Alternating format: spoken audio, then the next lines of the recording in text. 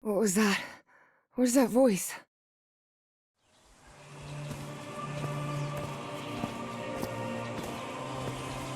This is the story of a young girl. A girl who had strange and disturbing dreams. I know this place.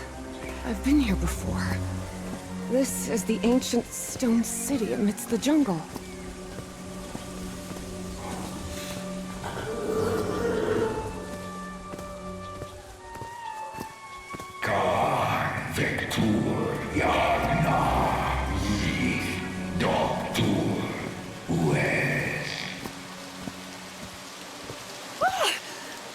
Oh, sweet Jesus. Okay, ignore him. Just ignore him. He's not gonna hurt you. Just keep going.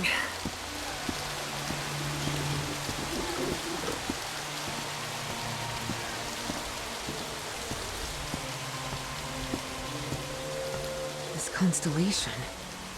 Where am I? This is not the Earth.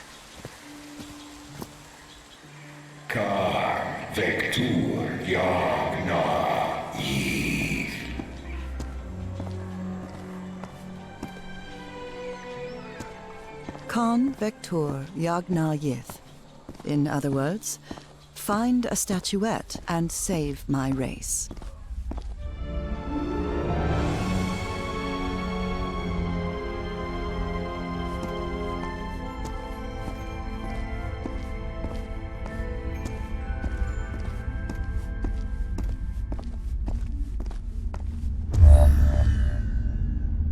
The statuette!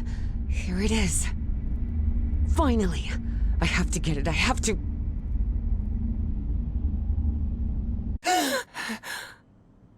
This is the story of Evie Drayton. Quick. Before I forget. Where did I put my notebook? I have to write everything down. Looking for answers was part of Evie's observant nature and analytical mind. Her recurrent dreams began shortly after a period in 1956, when she'd completely lost consciousness.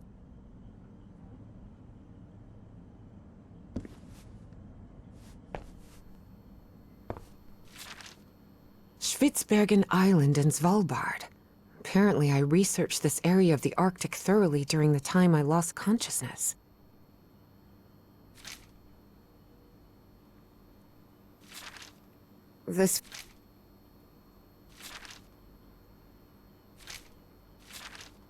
When I saw this picture, I couldn't believe it. It's the same statuette I always see in my dreams. Julian, Beatrice, Herbie and I, we're always... This scary fellow that haunts me in my dreams is a Dimetrodon.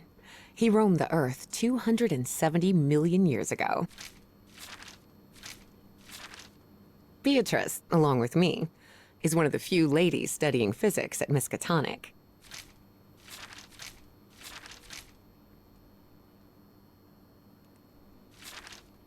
I've searched every astronomy book at the Miskatonic Library, but none of them contain any reference to the... Oh, here it is. Evie's Nightmare Journal. Evie was worried that someone might read it. That's why she kept it locked away under that complicated padlock.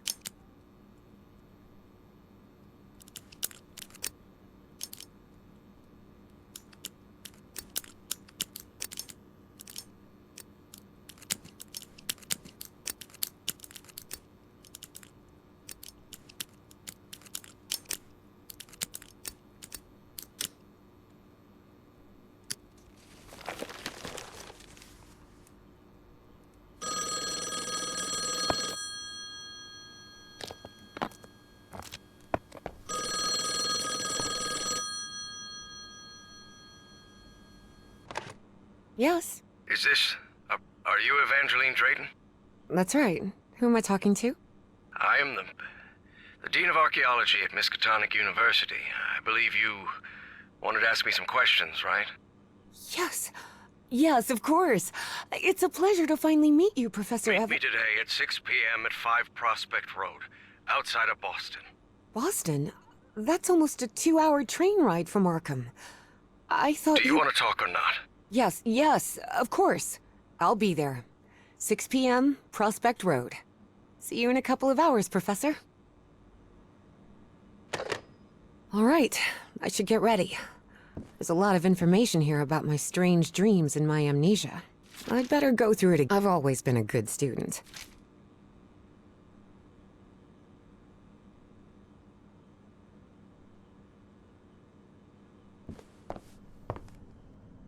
Rhythm and blues is definitely my kind of music. I couldn't leave my science fiction book collection in Benoit. I was lucky to be accepted at Miskatonic. It was one of the first universities in Massachusetts. Before leaving, Evie asked herself if she had finished gathering all the information in her room. All right, I think I've gathered what I need. As odd as it seemed to Evie that the Dean didn't meet her at the university, her need to know was stronger than her doubts. She was determined to attend the meeting. There, she would come across another protagonist in this story.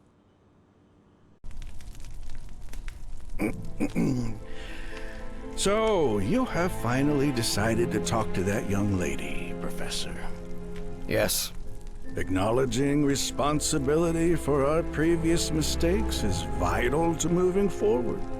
You've taken a crucial step in... Listen, there's no need for us to talk, Doctor. The only reason I let you into my house is because you insisted it was necessary to prescribe my medication. This is also the story of a sad, guilt-ridden, and lonely man. This is the story of my husband, Professor Harry Everhart. Yes, I know well enough that discussing the effectiveness of our therapy sessions with you is futile. But you need to understand that therapy is just a part of the whole treatment. Without it, I can't go and... Ask whatever you deem necessary and let's get this over with as soon as possible. Fine. What about your position as Dean at Miskatonic University? We talked some time ago about your relationship with work was somewhat obsessive. I didn't say that. You did. Well, you told me you practically lived secluded in this very home, and the only thing that drove you to leave it was your job obligations. So, how would you define that? I do what they pay me for. Teaching, student assessment, and certain logistical duties fall within my responsibilities. Cheering at the Miskatonic Mariners football games does not. And are you happy with that? With your life now? What kind of question is that? Well, I'm asking it because it sounds like you're subjecting yourself to a kind of self-punishment. I am not. Next question. There's another topic you've never wanted to delve into, Professor. Would you now be open to... You're going to do it anyway, so go ahead. Okay. What happened to your wife, Professor? She died at home after a long disease. Harry hated giving details about my death. Especially if those details meant talking about a certain expedition and deaths other than mine. I see. And how do you feel about that? What's my wife got to do with all this? You see, the reason I'm asking, Professor, is because when we began therapy, you mentioned visions. Some sort of oily shadows casting themselves on the wall. You mentioned those visions began shortly after whatever happened to your wife. So, tell me, do you still see those shadows, Professor? No. Not since I started taking the medication, at least. Excellent! That means the medication is working. Listen, there is something different I want to try in today's session. I believe hypnotherapy might... Don't even think about it. Hypnotism is a scam. Professor, with all due respect, I believe you're mistaking mesmerism with hypnotism. Even so, if you want me to prescribe the... You won't give me my medication unless I submit to your quack experiment, is that it? Well, I'm deeply sorry you see it that way, Professor. But I need you to trust me in this. Then go ahead. Wave a pocket watch in my face if that's what you need to do. There's no need for pocket watches, Professor. The sound of a metronome will be more than enough. I need you to relax and free your mind. And think of something pleasant. A fond memory, if you will. Something that took place here, in the Everhart Manor. A fond memory? In this place? It wasn't easy for Harry to find a fond memory in the same manor where he had spent an extremely unhappy childhood. Maybe. Maybe. December 1930. The last Christmas my wife and I ever spent at Everhart Manor. She insisted on coming, despite my parents never approving of our marriage. But that was the kind of person she was. Interesting. Tell me more about it, Professor Everhart. Every time I gave her a present, I prepared a little scavenger hunt. She loved it. She loved solving my stupid riddles. As you may have noticed, this story has more than one protagonist. And though I am not one of them, I believe I, Nora Everhart, play a crucial part in it. Can I open my eyes now, Harry? Not yet. We're almost there. Let me open the door and... Now, open your eyes. Look what you've prepared. It's another one of your scavenger hunts, huh? Of course, old pal. Now, if you want your present, you'll have to earn it. Can I use my journal to write down clues? Well, technically that's against the rules, but I'll turn a blind eye this time. You're so kind.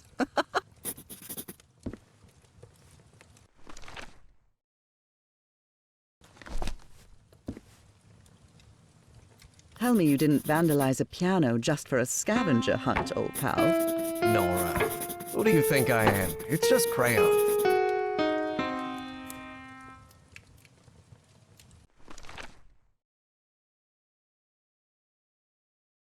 Wait. There's something wrong in this memory. This wasn't... Ignore it. Focus on that moment. Your wife. That happy memory.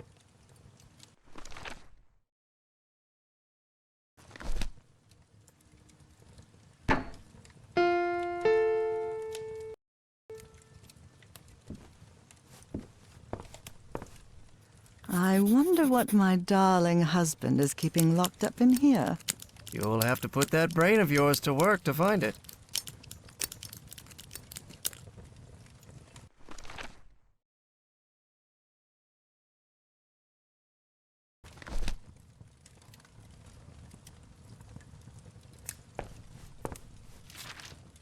Oh, look at your sad little face in this photo. You know me. I've never been... I'm seeing those oily shadows in here. Why am I seeing those shadows? Focus, Professor. Keep remembering.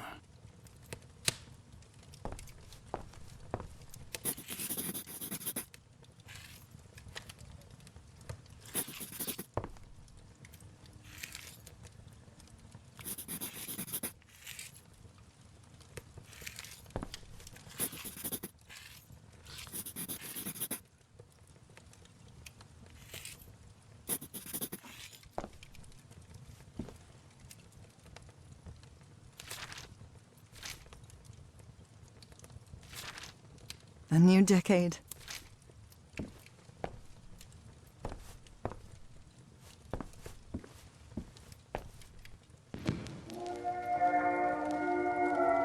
Do you remember when we slow danced to Dear Old Pal of Mine at Maddie's house?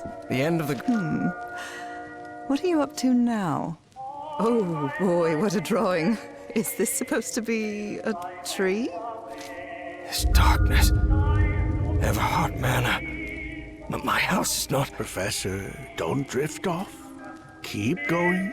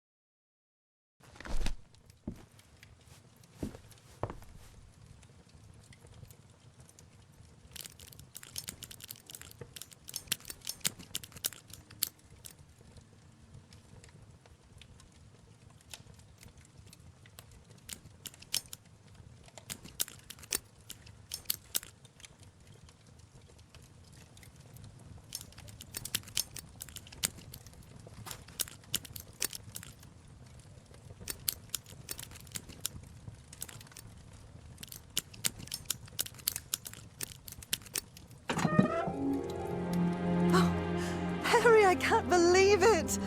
It's that statuette! And it even has a black ooze orb.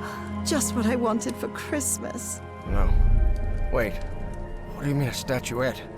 Don't touch it, Nora! Keep going, Professor. It's important. Where is the statuette now?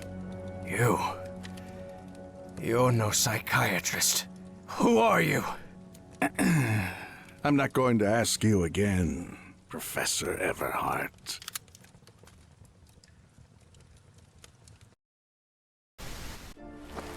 Shortly after Harry's peculiar hypnosis session, Evie finally arrived at Everhart Manor. Prospect Road 5. Here it is. Professor Everhart. It's me, Evangeline. Wait. What is going on here? Professor? Is everything all right? Most people would have turned away and left, but not Evangeline Drayton. She had been waiting for months to talk with the professor. No way was she letting it slip away. So, she decided to climb over the walls of the Everhart Manor.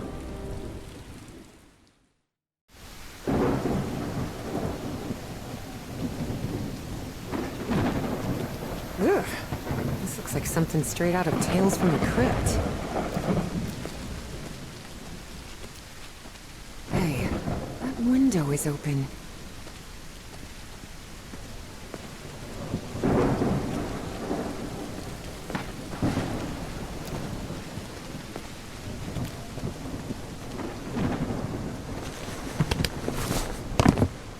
Professor Everhart. It's me, Evangeline.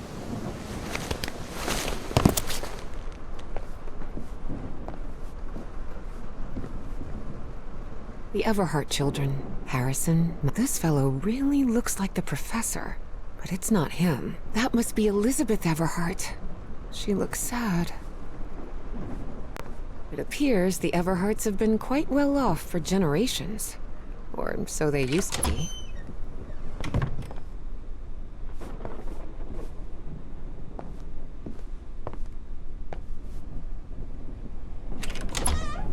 Wow, look at the size of this library.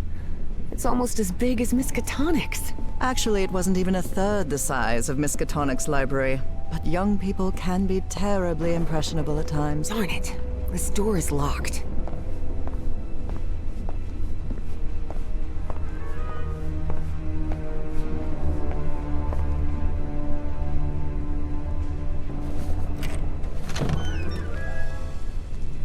This must be the professor's office.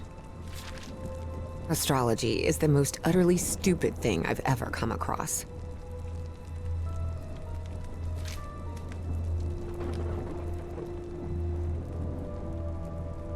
Books in different languages. Spanish, Italian, German. The professor had another appointment today with a therapist.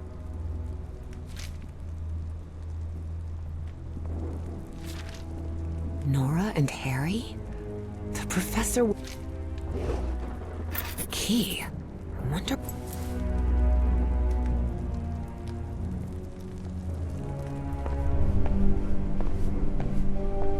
What on earth happened here? I wish this fireplace was lit. It's bone-chilling cold in here.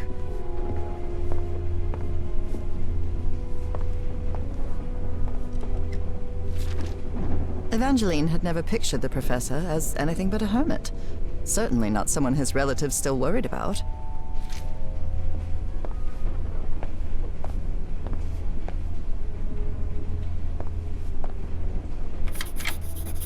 Excellent.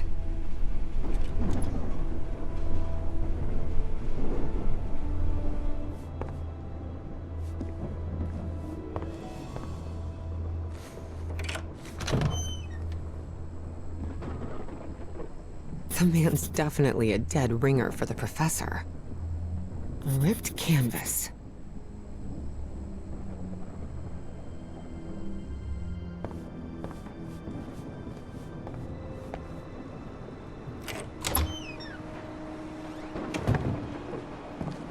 Can't see a thing in here. Better turn my flashlight on. These tools have... much better.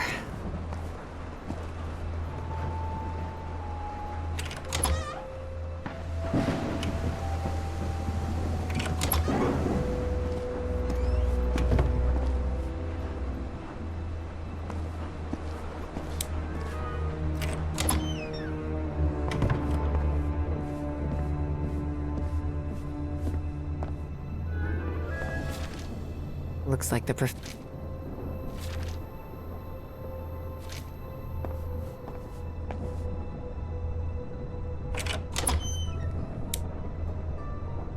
Wow, this room is really depressing.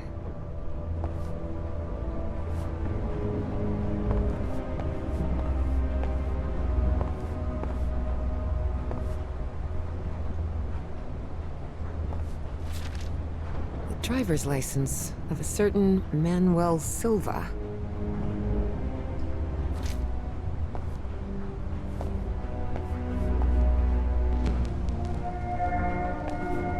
Under different circumstances, I might have found this song beautiful.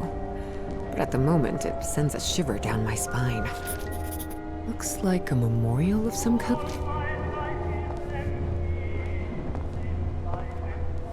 Someone has ripped the canvas. There's a Latin inscription in its frame. Providere debemus.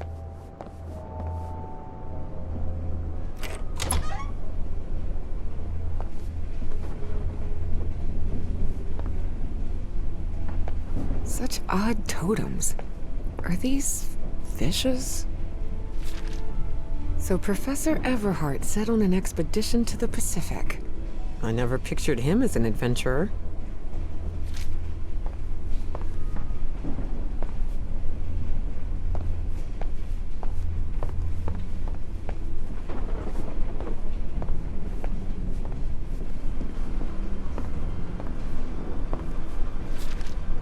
There are a lot of pictures of that fireplace. Oily shadows. Beginning to...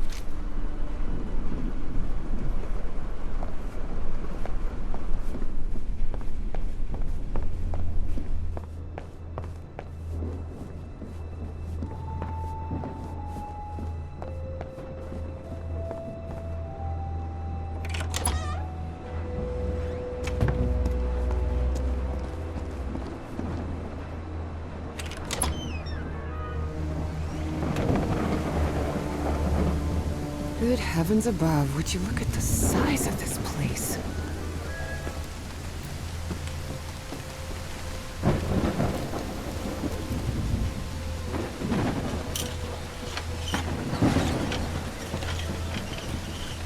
It looks like there's a symbol carved into that bucket. Is that a fish? This vase-like thing with a face engraved on it can be rotated. What kind of madhouse does the professor live in? It's raining cats and dogs here.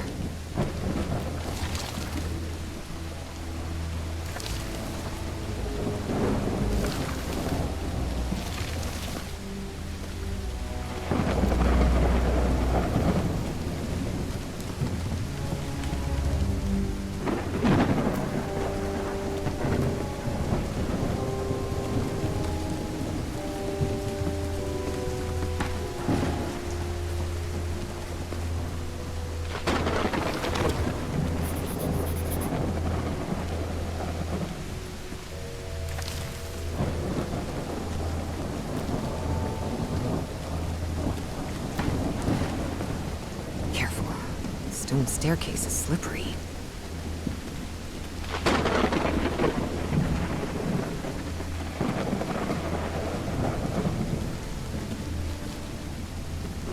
No use. It's locked.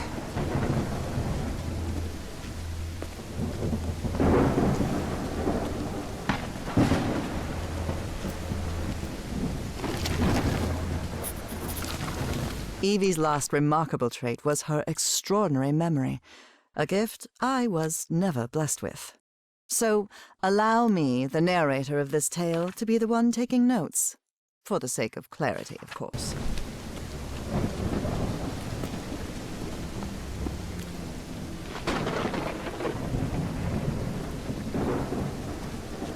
kind of a door is this? Doesn't even have a lock. Just some symbols.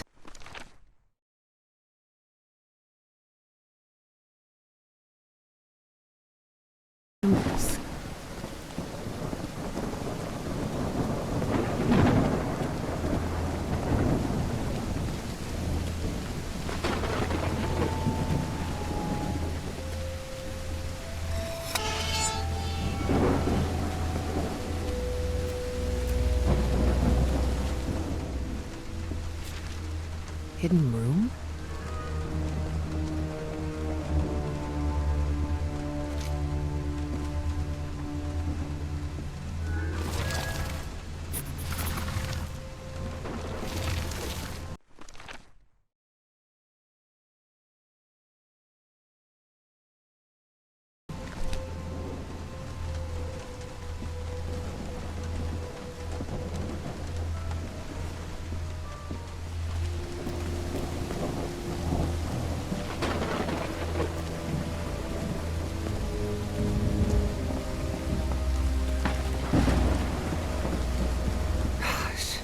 This is so beautiful.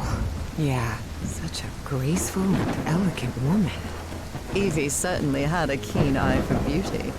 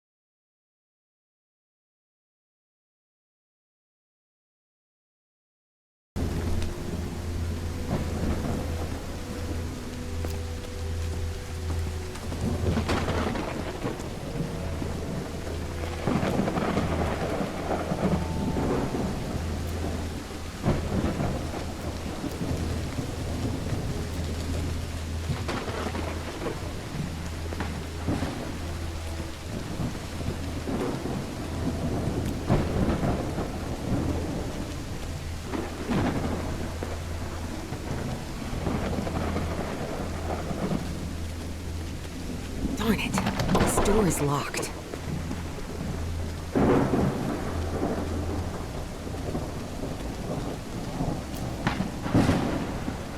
What kind of a door is this?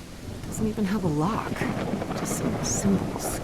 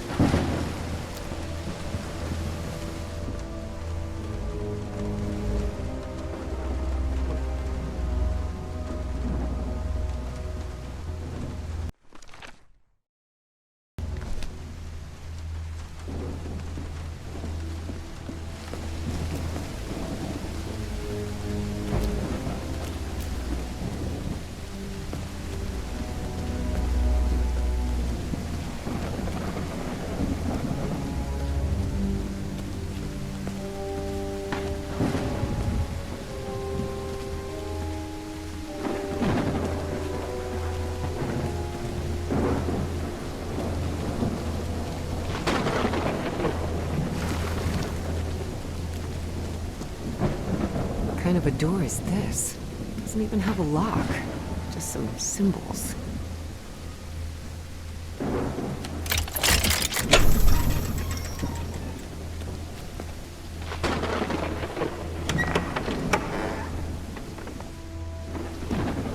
Found her path in the shadow of morning? Maybe this guy was in the army? That's from the Bible. Psalm 1, verse 1.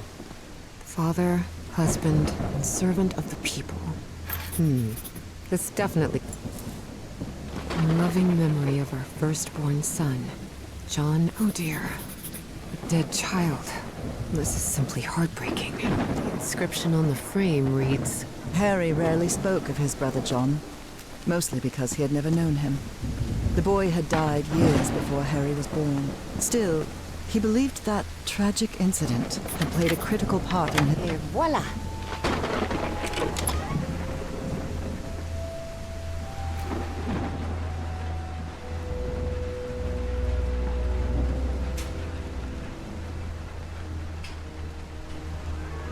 The professor really seems to be interested in botany. It appears to be a Spanish edition of the science fiction novel The Future Eden.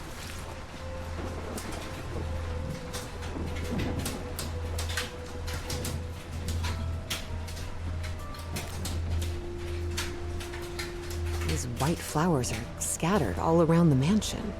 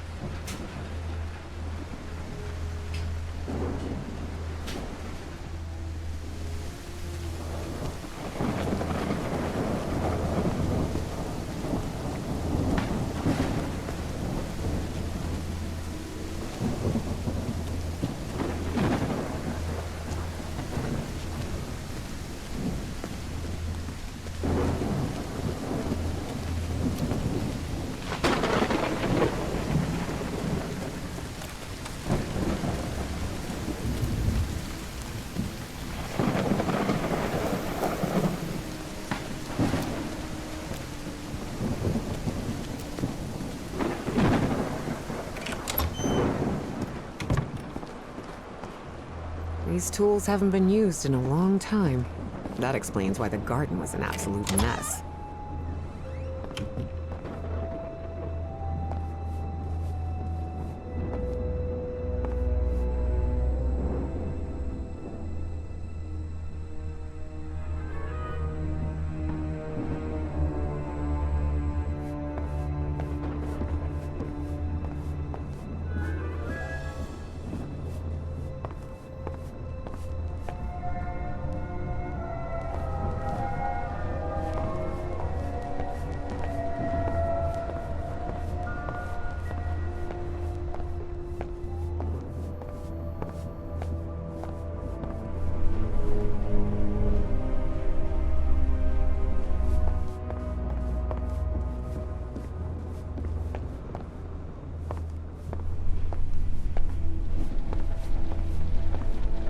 Good thing this skull is fake.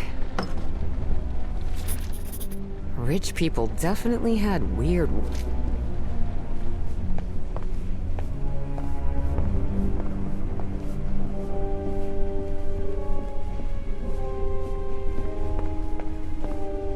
Dyer was my applied geophysics professor.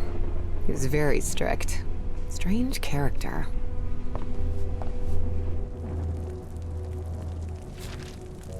Greenhouse and the mausoleum.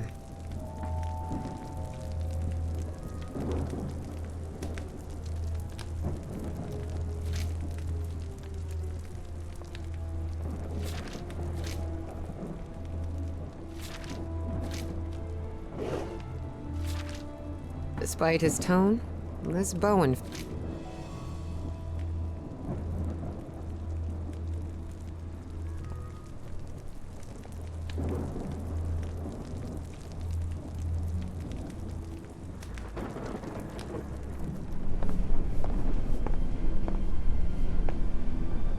What on earth happened here? Troubling absences in my memory. That's exactly how I...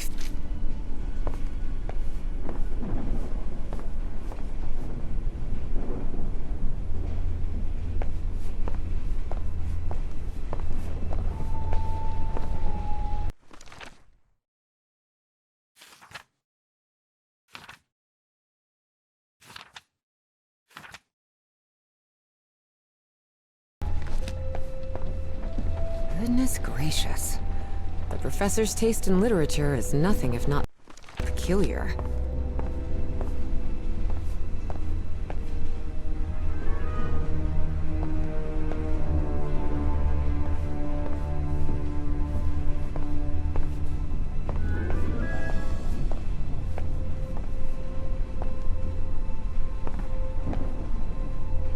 I wish this fireplace was lit. It's bone-chilling cold in here.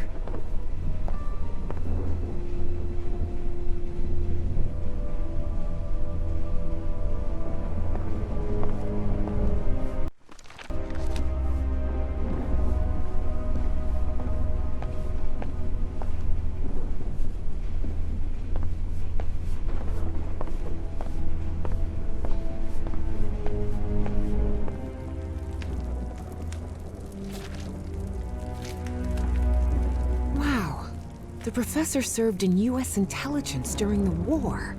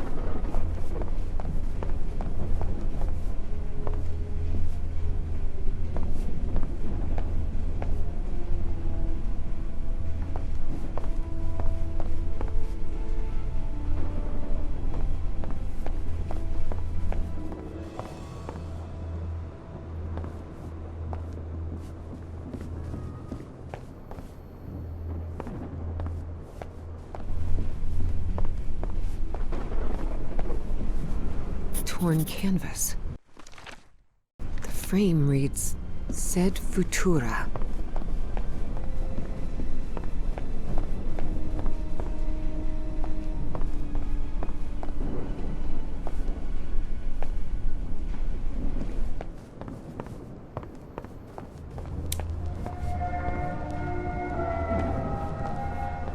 Someone has ripped the canvas. There's a Latin inscription in its frame. Providere debemus.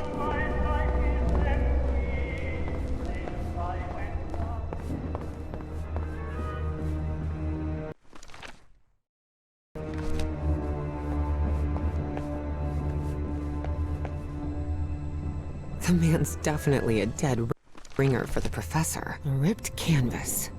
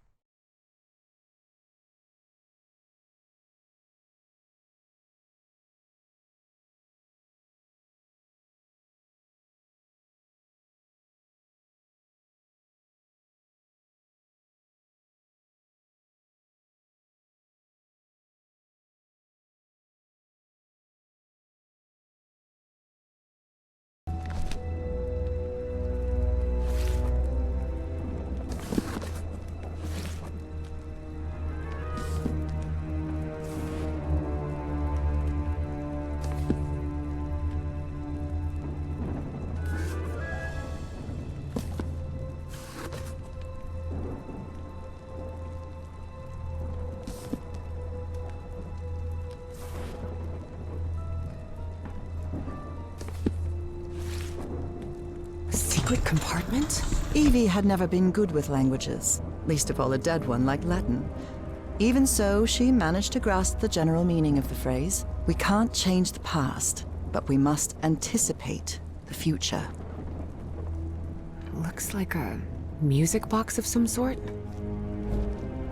Unbelievable. There's some kind of secret compartment in the fireplace. Feels like a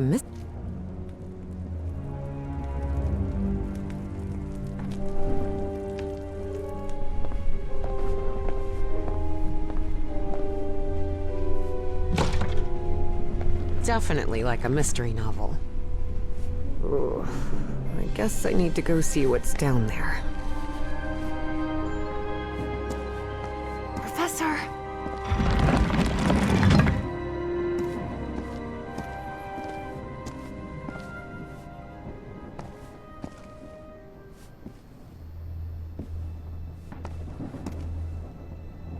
The statuette's broken.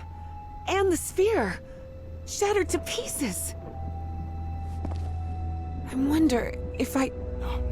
No! Don't touch it! Don't touch it.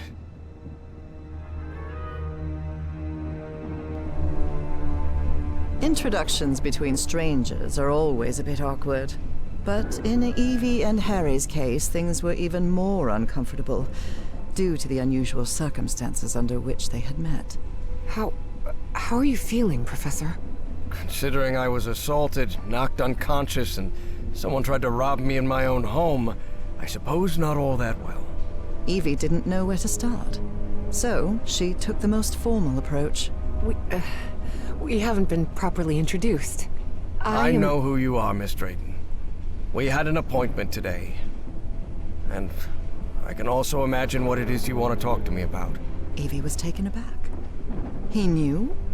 So Professor Everhart had read her letters after all. I suppose you have some questions for me, so go ahead.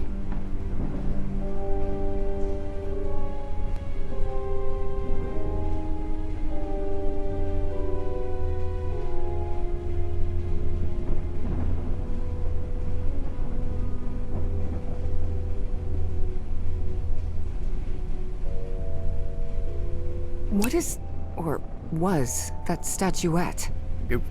You haven't touched any of the pieces of it, have you? No. You made that very clear. Good. Because that black orb is made of... Harry thought of telling her the orb contained the blood of an elder god that came from beyond time and space. But he chose not to frighten Evie for now. a very dangerous substance.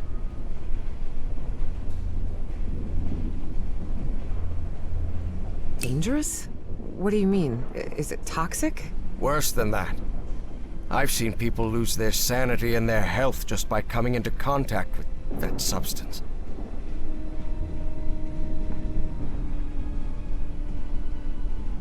I read in a Herald article that the statuette was found in an excavation in Virginia. Is that correct? Yes. In the caves near the Rappahannock River. It was led by a professor from Miskatonic, right? Paisley or Presley? Nathaniel Wingate Peasley. Yes, Peasley. Do you think it would be possible to speak with him? No. He passed away a few years ago. Of natural causes. Or so I hope.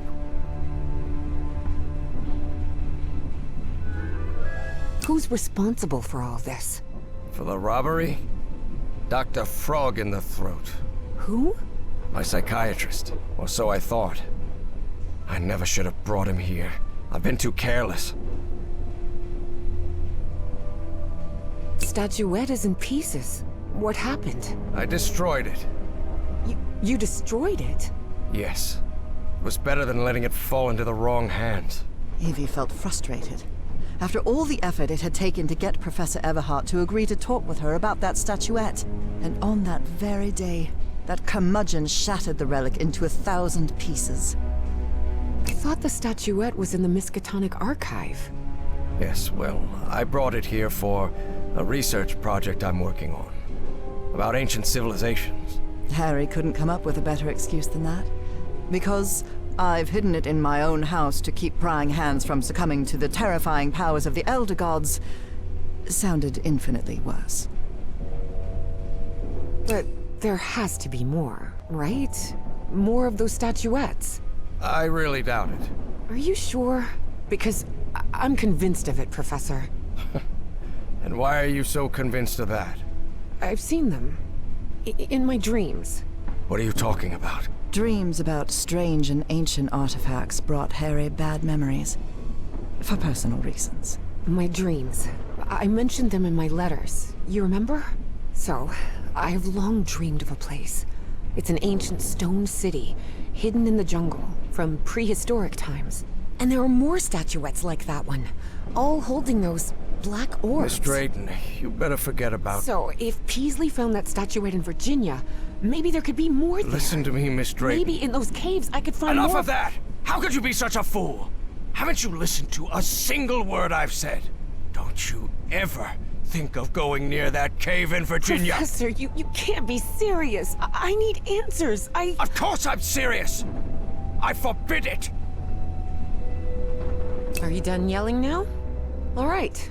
Now that you've calmed down, I'll tell you that I'm a grown-up, and you can't prevent me from going anywhere. And while we're at it, my mother taught me manners. And as far as I know, if it weren't for me, you'd still be locked up behind that fireplace. So maybe now's a good time to show a little gratitude. It had been years since anyone argued with Harry, and for the first time in a long time, he felt that an interaction with another human being had been authentic. Perhaps not very enjoyable, but authentic nonetheless. That fireplace can be opened from the inside, Miss Drayton. Oh, well, But even so, I owe you an apology. You've taken quite a risk without even knowing me, Miss Drayton. So, thank you. all right. Apology accepted. You're completely determined to go to those caves, aren't you? Yes, absolutely. You're right. I can't stop you from going to Virginia. But how do you plan to get there from Arkham? Well, I don't know. I hadn't really thought about it. I don't think there's a regular bus service, is there? No, there is not. So here's my proposal. I'll go to Virginia with you. I'll take care of all the expenses, don't worry. If there's one thing I have plenty of, it's money. All I ask in return is that you please follow my instructions while we're there. And be very careful. We'll look for whatever it is you want to find there, and then we'll leave. Agreed, Miss Drayton? Yes, yes. Thank you so much, Professor. And don't worry. I promise I won't get in any trouble. Harry couldn't help but doubt that Evie would keep her promise. But even so, he immediately liked that sharp-tongued and stubborn girl. Which made sense. Harry had been a good friend of Evie's father, after all.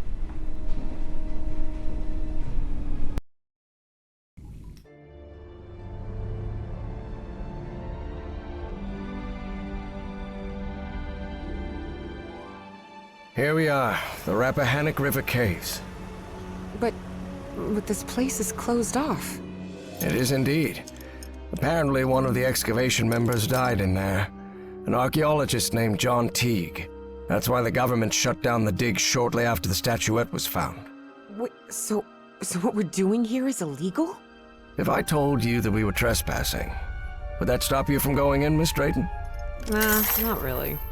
Then go ahead, please. Here, take one. We'll use these to stay in touch. Apparently, the cave branches off into countless tunnels, forming a maze where it's easy to get lost. So watch your step, because the... Evangeline!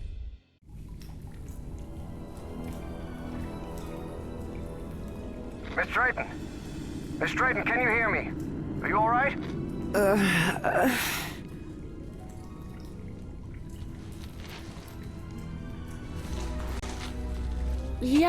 Yeah, I think so. I'm safe. I'm on the path. Follow the excavation trail. It'll lead you to the underground lake.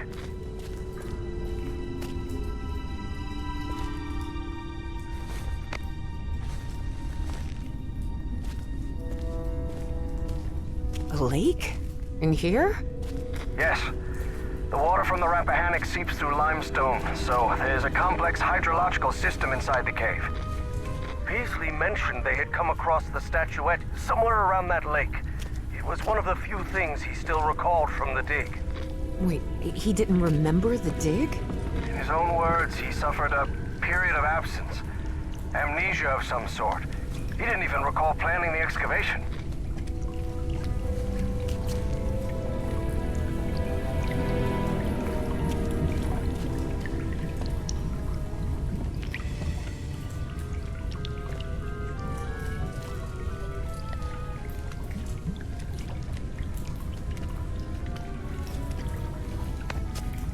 Professor, you won't believe this, but I had amnesia too. I don't remember anything from September to November of last year. When I came to, I was surrounded by books and articles about a place in Norway called Spitsbergen. Spitsbergen? Isn't that near the Arctic Circle? Professor? Professor! Do you hear me?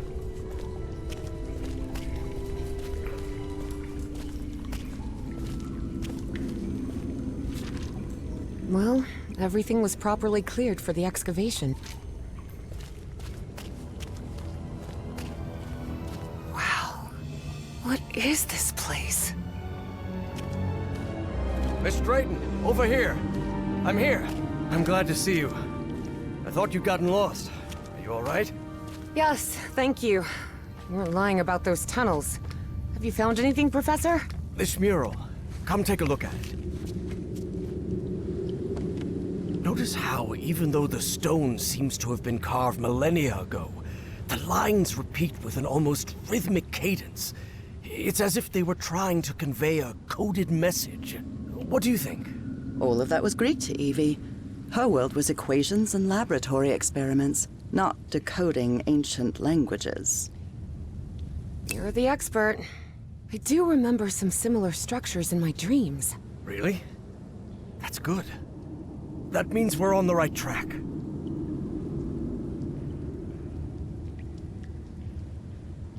Do you think we might find more statuettes like Peasley's down here? Miss Drayton, you were the one convinced you'd find more statuettes here, not me. Yes, you're right. Gee, you do seem genuinely interested in this. Well, it's an occupational hazard, I suppose. Despite his best efforts, Harry had failed to bury his excitement for archaeological fieldwork. But I'm mostly doing this to help you. Is there anything I can do to help? Take a look around the site.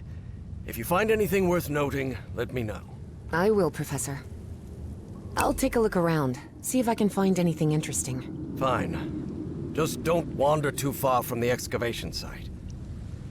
What do you think this means, Professor? Warnings? Directions? Timelines? For now, it's hard to tell.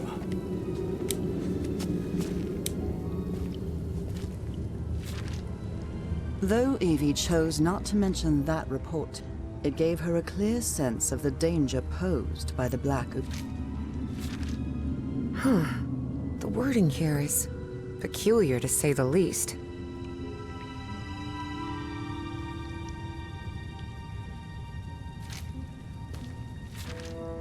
I would have liked to speak with this man's father. Truth is, Evie would not have liked that one bit. Nathaniel Peasley had always been a brooding, reserved man. More even than Harry. I would have liked to speak... Such strange play...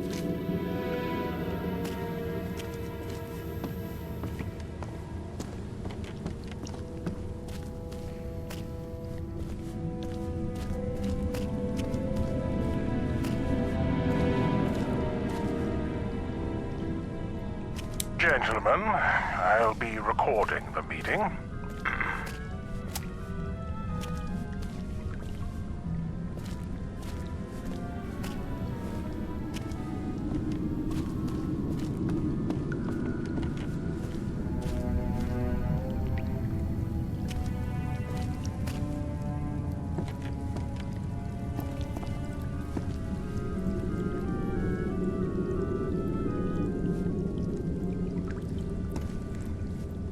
There's some kind of stone dumbwaiter here. What? A dumbwaiter?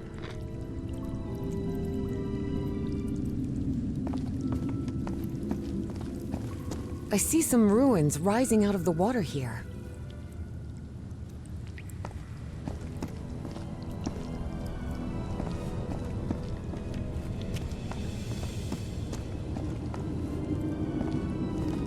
I see some sort of control panel here, and what look like piano keys? Please refrain from touching anything, Miss Drayton. No, this isn't working.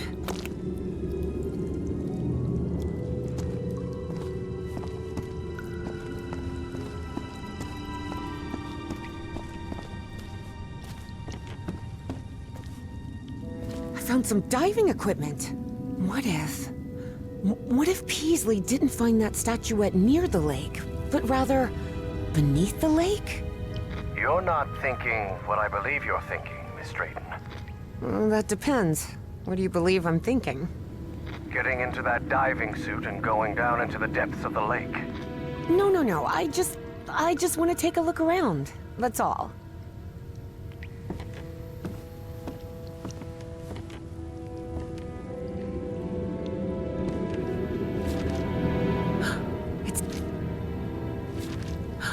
It seems they found the statuette in the depths of the cave's lake. Evie deliberately chose to omit that the Air compressor. It looks like it works in the same way as the one we had in the workshop, except for diving cylinders instead of car wheels. Seems like a telephone for communicating with the diver. This empty cylinder will do.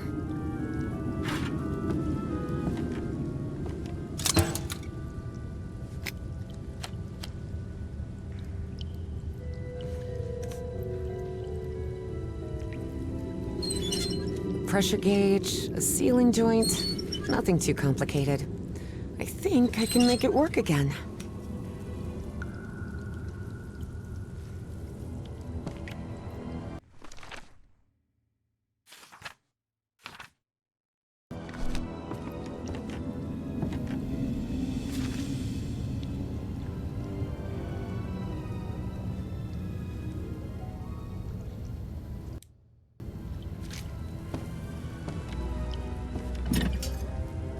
Oh, darn it. This machine doesn't seem to be working.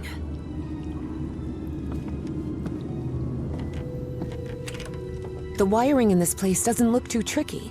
I think I could get it running again. They're teaching physics majors to repair junk now? Hardly. My Uncle Mo showed me the ropes. He and my dad had a workshop back in Benoit. Even so, try not to touch anything, please.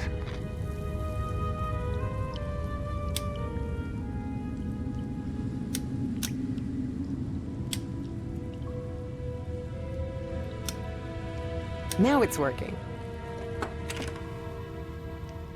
This diving suit needs a full air cylinder.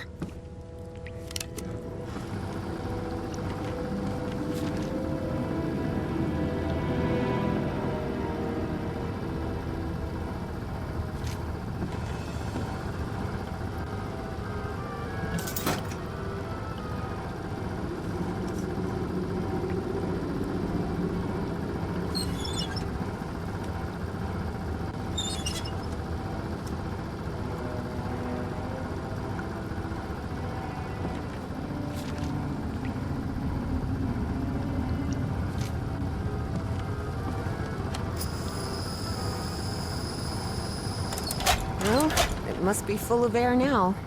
You won't believe it, but I managed to get the whole diving system working.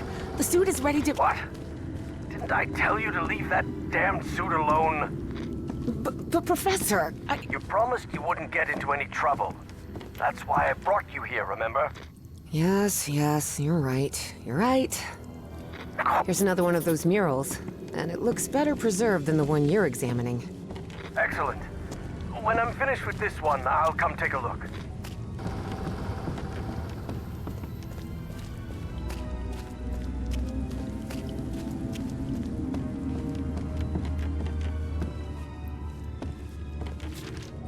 "10 feet? I wonder why these structures were so colossal." Oh, Peasley mentioned a refinery of some sort. A refinery? In here? There's another mural. Looks like instructions of some kind. Just a series of steps to follow. Instructions, you say? Well, this is all quite fascinating.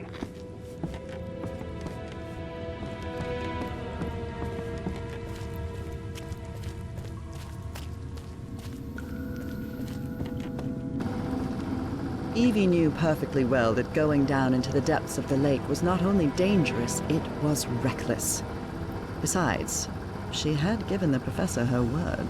So she asked herself if she really wanted to go down there. And the answer, of course, was yes. Professor, can you hear me? I'm sorry, but I'm going down. What? Are you out of your mind? Don't do it! You're going to... I have to go, Professor. I'm sorry.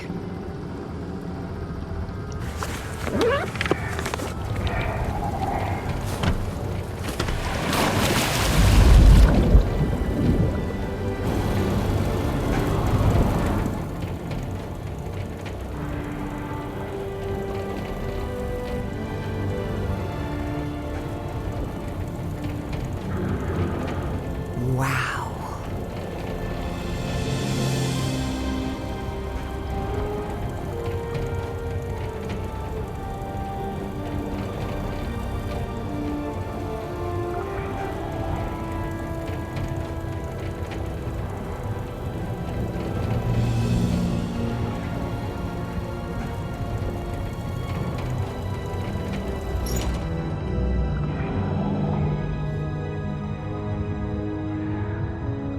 Evangeline? Evangeline! Can you hear me? Yep, I'm here, Professor. How could you go down there on your own? That was utterly reckless. Don't you realize the danger you're in? Come back up right now! Please calm down. It's all right. I just want to take a look down here. Evie felt she was so close to finding answers. And she was already down there. What harm could it do if she just took a look at that refinery? This is madness. I should have been the one to go down. Professor, how could you possibly go down here at your age? What do you mean at my age? I'm only 67. Oh, I'm sorry. I thought you were like 80? Harry found himself thinking he might have let himself go too much. 80 years old? Really? Oh, must be the beard. Tell me what you see, please. It's hard to put into words. I never imagined an underwater cave could hold so much beauty.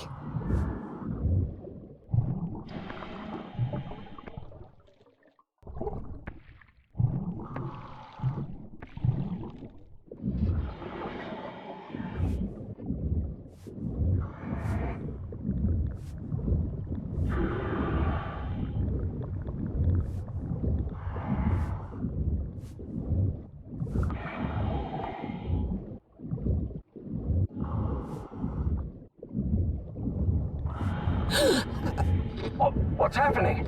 This place is full of black liquid waterfalls? Miss Drayton, please. Turn back at once and return by... Oh no. No! I'm trapped! There's a column of black ooze behind me. Oh god. What do I do? Keep calm, Evangeline. We'll find a way out, all right? And most important, don't go near the black ooze under any circumstances. Now move forward and tell me what you see. I see a ladder. Someone from the excavation must have made it this far. Climb it. The farther you are from the black ooze, the better.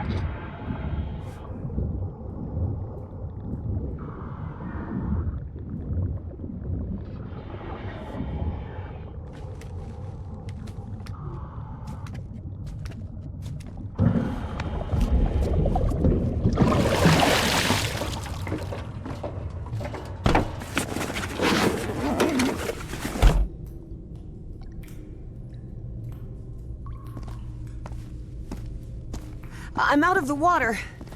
I think I'm in the refinery Peasley talked about.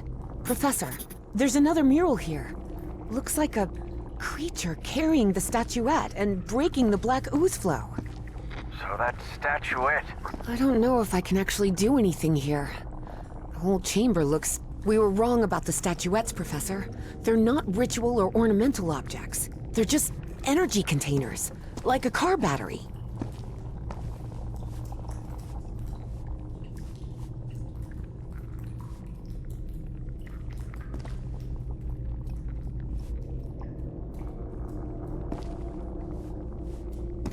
I can see one of those murals in here, but this one is massive. Wait a minute. I know this. I've seen this hundreds of times. In your dreams? No, at the university. This is a blueprint. A technical drawing. Thousands of years old, but that's what it is. And you won't believe this, but everything in here runs on... Black ooze. How could you possibly know that? I just... know. Tell me what else is in the mural.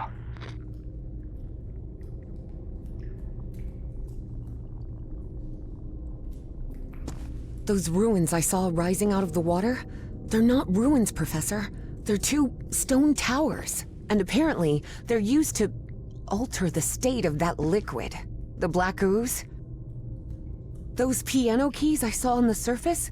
It seems they're used to control the towers. One of those towers is loaded with statuettes. I told you so, Professor, Evie thought of saying. But seeing the mess she'd gotten herself into, she figured it wasn't the right time to brag.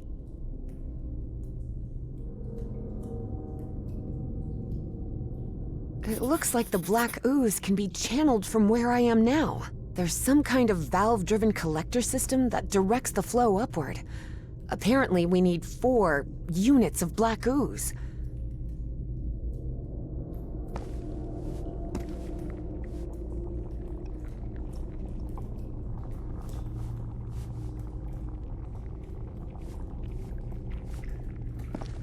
Wait, what? What is it, Miss Brent? It lit up. Everything in here just lit up all of a sudden.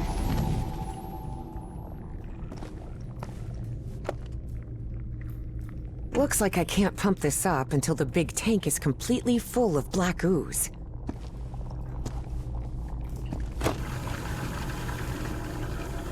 I'll try to redirect the black ooze upward. Fine, but please be careful. Don't worry, this isn't so different from the fluids lab back at Miskatonic.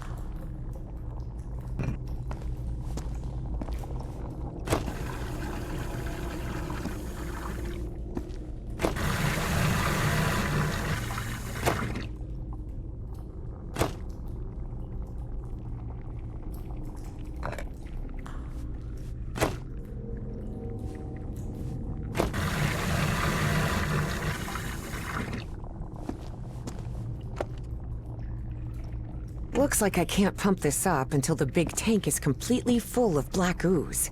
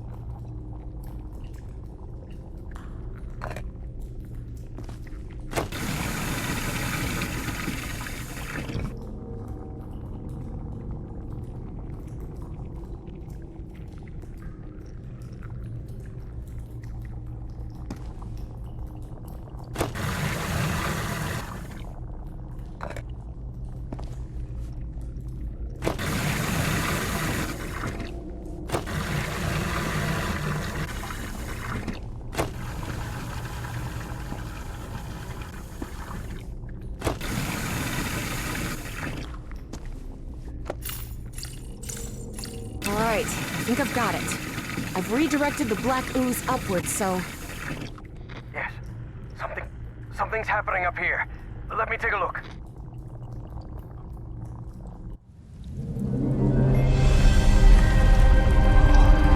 What is that?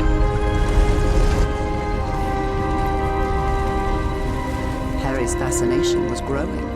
Here he had living proof of an ancient civilization with technology beyond anything he had ever seen.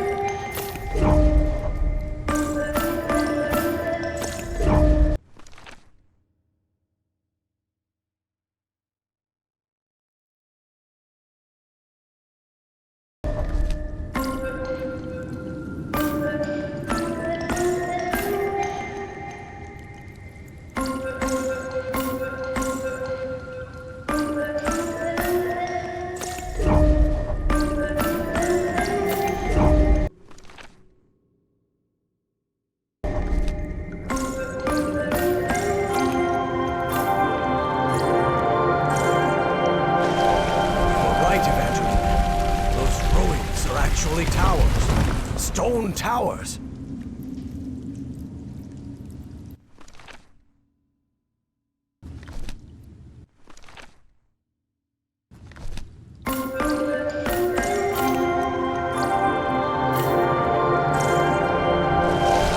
Towers have risen even higher.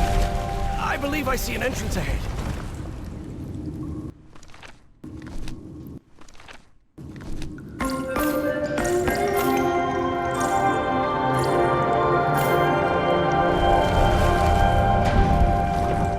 That's as far as the towers can move in that direction.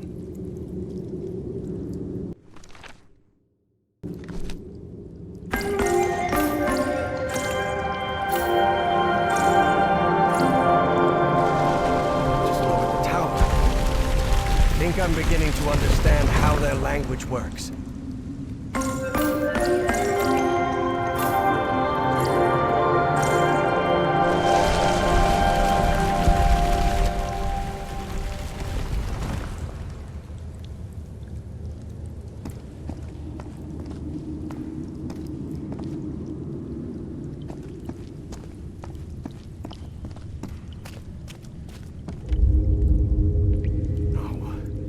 No, not now, damn it!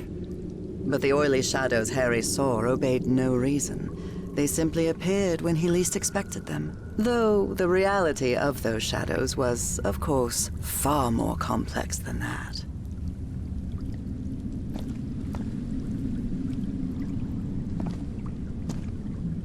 Oh my. What is it, Professor?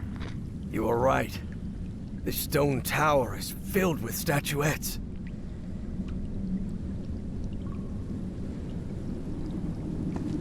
For many years, Harry had been haunted by that statuette. Still, he felt reassured to find that none of these had... Evangeline, I think we can use this contraption to exchange items between us. The dumbwaiter, you mean? Yes, the statuette fits perfectly. What does this mean? Filling?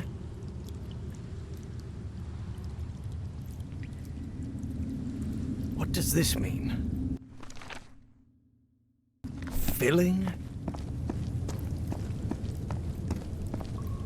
Evangeline, I think we can use this contraption to exchange items between us. The dumbwaiter, you mean? Yes, the dumbwaiter.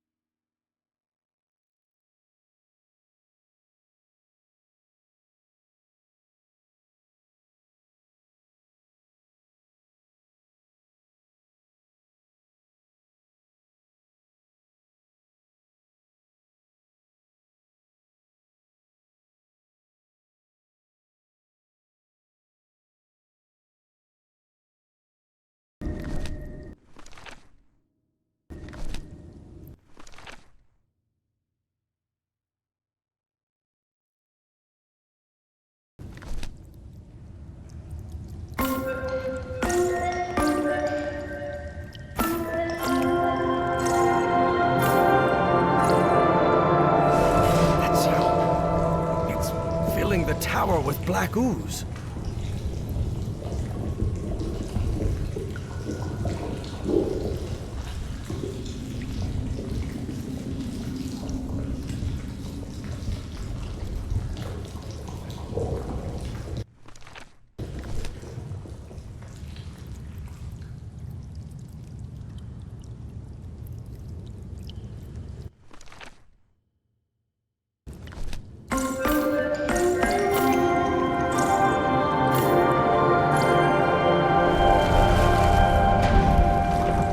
That's as far as the towers can move in that direction.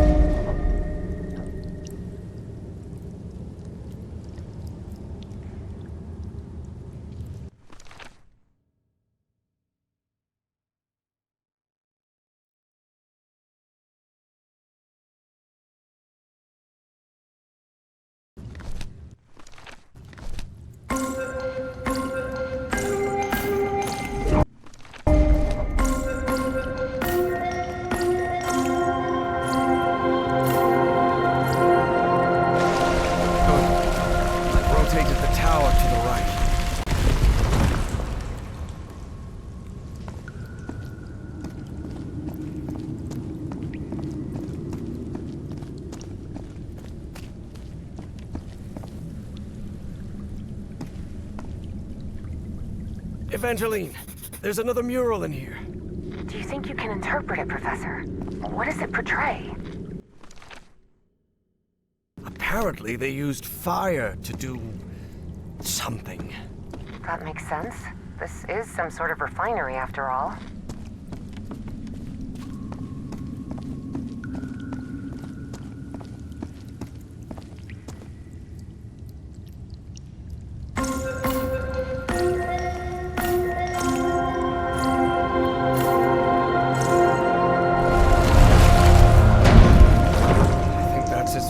The towers can move in that direction. So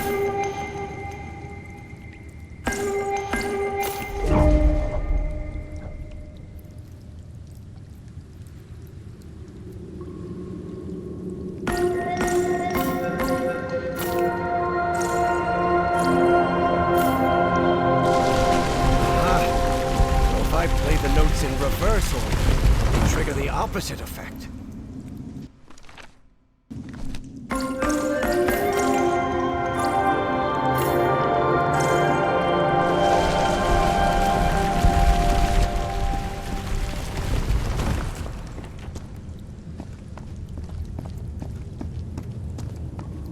Filled to the brim with black ooze now. I'm not touching that.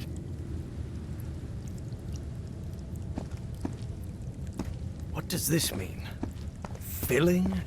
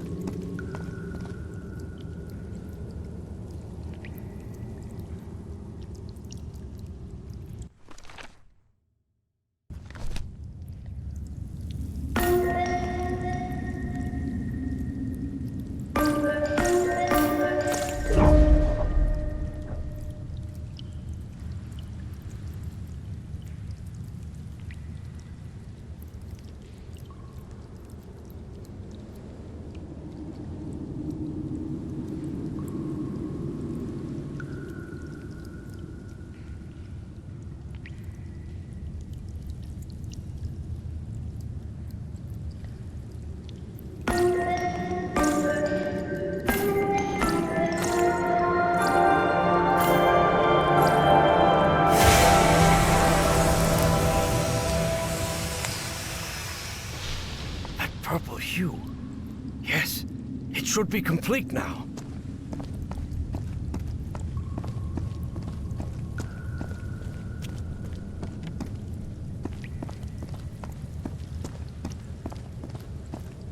Harry glanced uneasily at the freshly made black orb. He didn't like it one bit. All right. I think I've followed all the steps. Now I just need to send it to Evangeline. I hope she knows what to do with it.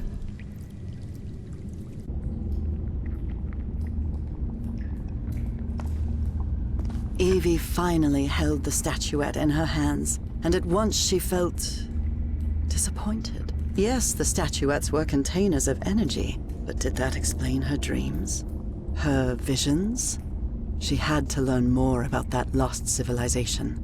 I've got the statuette, Professor, but it looks incomplete. Different than in the murals. The black orb should be lower.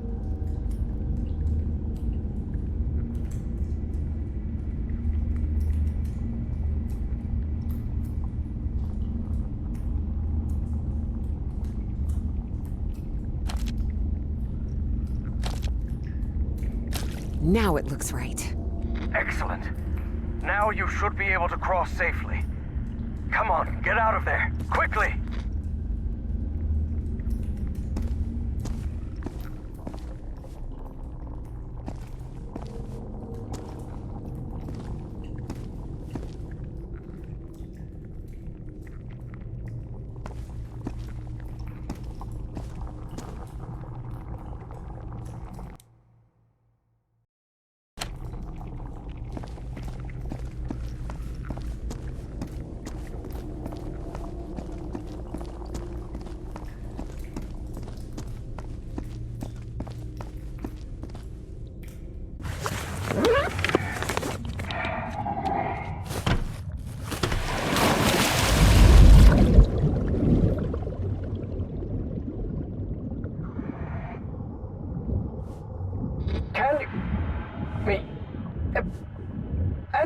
Professor? I'm losing you. Delene! Professor! Professor! I can't hear you! Evie felt a chill sweep through her body. Don't worry, gentlemen. Everything's gonna be fine. Impossible though it was, she had just heard her dead father's voice, unmistakably. It works! It works! The path is open! Evangeline? I can hear you now. Oh, good. Glad you're back, Professor. I'll be waiting for you here. Once you're out, we'll return to... What the... Professor?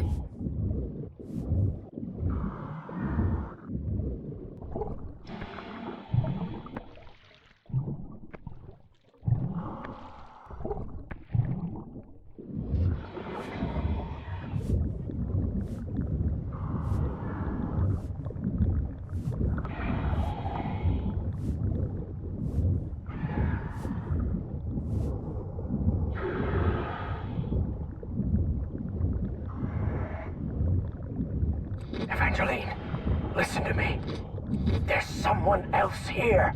What do you mean, someone else? Stay down there until I tell you to... Professor? Professor! Evie lingered in the dark waters of the cave, waiting for the professor's signal. A signal that never came. Even so, prudent as she was in waiting, her air supply wouldn't last forever. So when all the noise above finally ceased, she decided to come up. Professor! Professor, I finally have it! I have the statue... Well, this is interesting. You're going to have to come with us, Miss Drayton.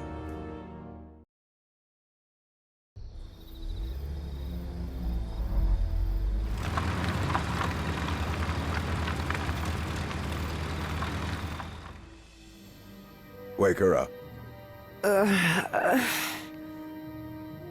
Welcome back, Evangeline. Finally, this is also the story of an obsessive, manipulative, and ambitious man. This is the story of Caleb Bowen. Wait, where am I? I'll be the one asking the questions here, girl. My name is Caleb Bowen. I work for the United States government. Bowen often made that claim, though it was at best a half-truth.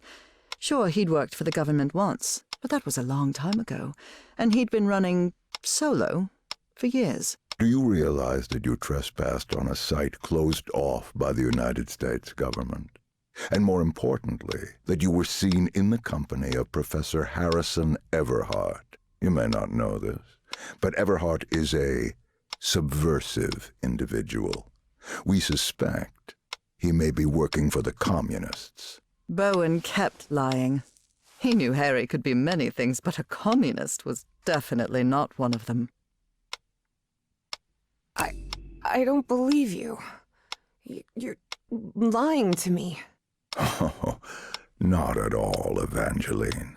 I'll show you who Professor Everhart really is. Your father's name was Franklin Drayton. He and his brother Moses ran a workshop in Benoit, Mississippi called Drayton Motors. He died in a work accident in San Francisco in 1934. Is that correct? Yes, that's right.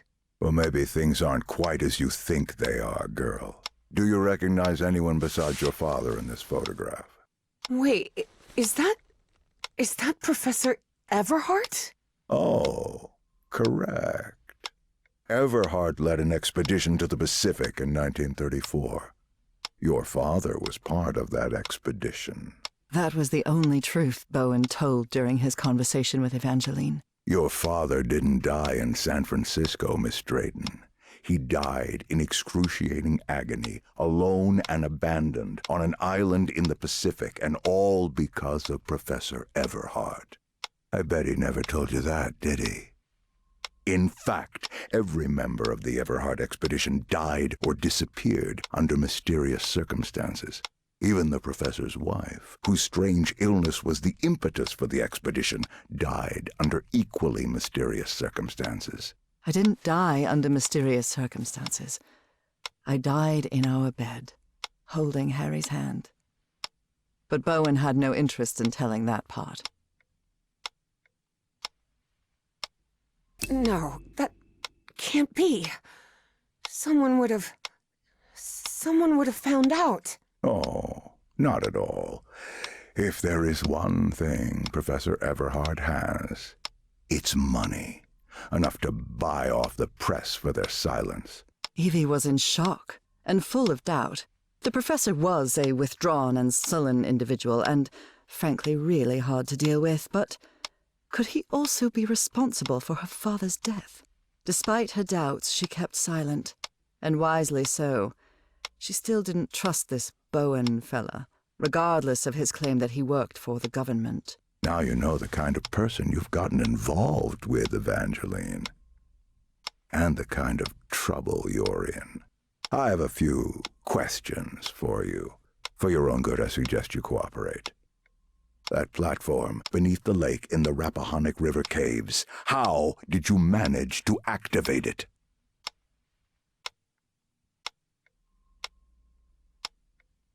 You want me to explain how to activate that platform?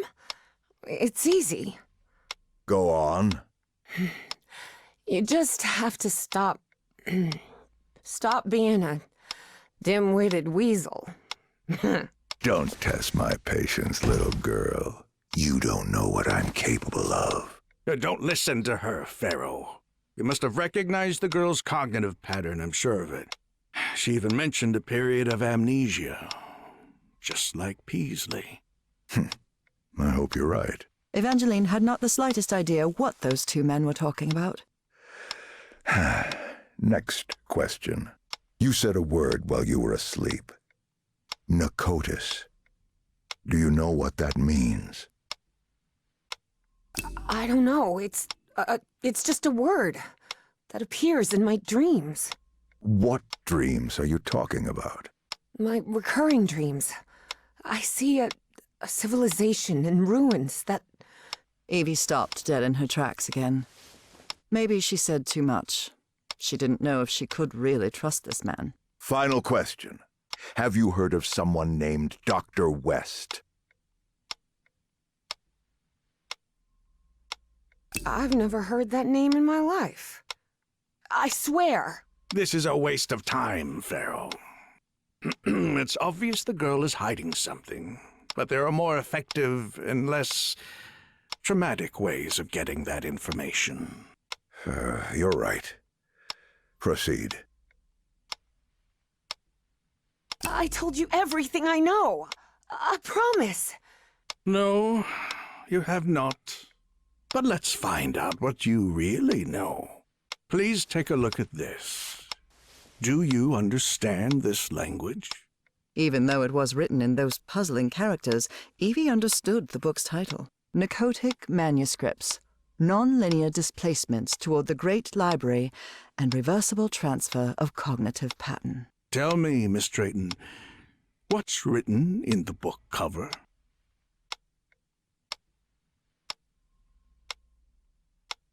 Narcotic manuscripts. Evie surprised herself. Had she spoken against her will? She couldn't help but translate the book's subtitle as well. She was feeling more and more tired. That's better, Miss Drayton. Now, open the book. Focus and listen to my voice. Listen to my voice while you read the book to us. Read the book to us.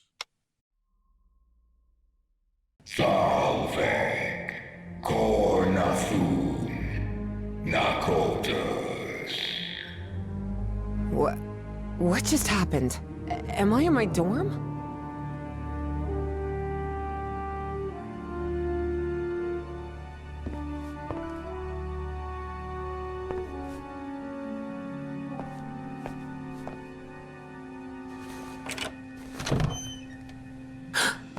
Oh no, Evie was not in her dorm room. Not at all. Hey, over here, Evangeline. Hey, how are things, kid? Papa! Papa! But it can't be! You're alive? Oh, of course I am, darling. But you have to find a way.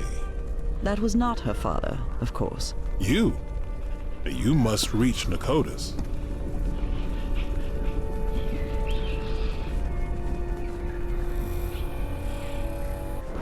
Have I crossed another one of those portals?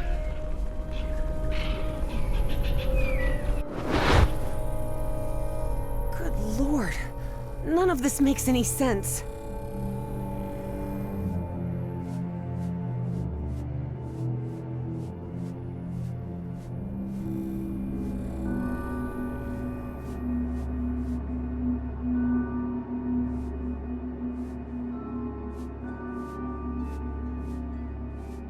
This is weird.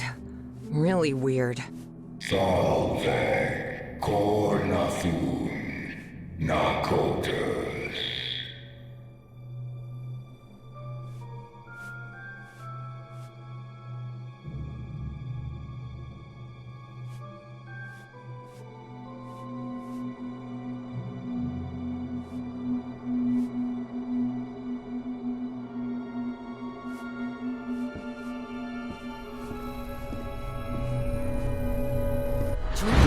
years?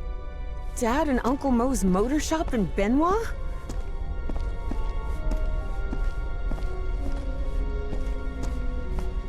Moses, we're running out of money. If we don't get some cash soon, we'll have to shut the shop down. Yeah, well, that's easy for you to say. I've got a daughter to provide for.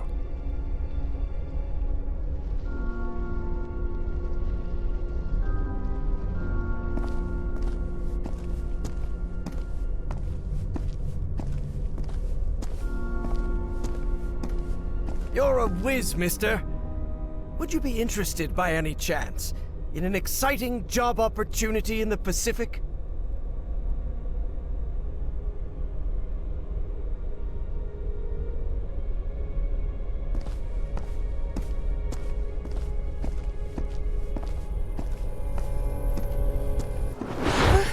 Papa, don't do it! Don't go to San Francisco, please! Hey, what just happened? It'll only be a few days, Jitterbug. I'll be back before you can say Jack Robinson.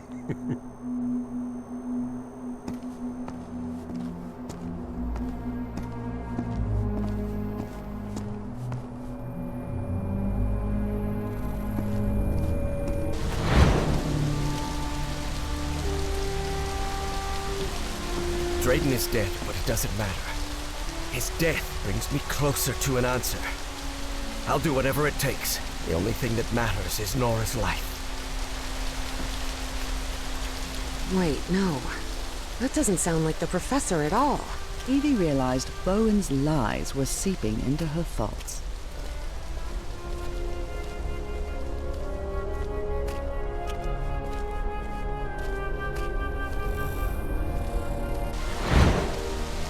Frank, how do you feel? Not good. But that doesn't matter anymore, Mr. Harry. Just listen to me.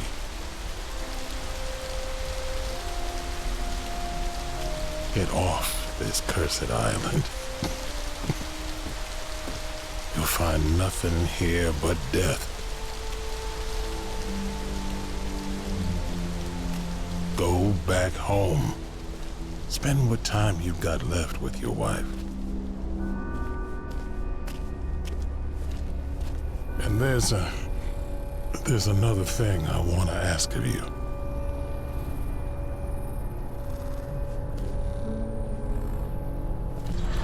Where am I now?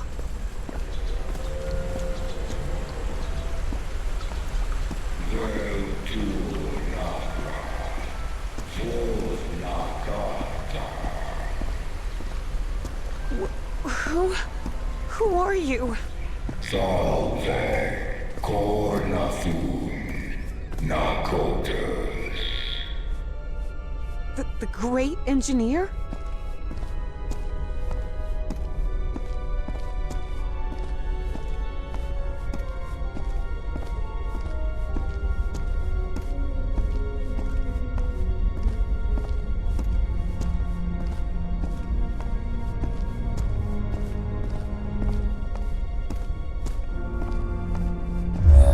Salve, Cornathun, Nakotas.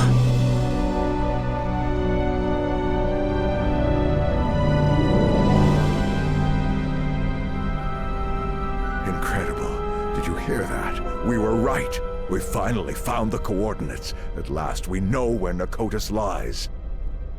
Thanks for your cooperation, Miss Drayton.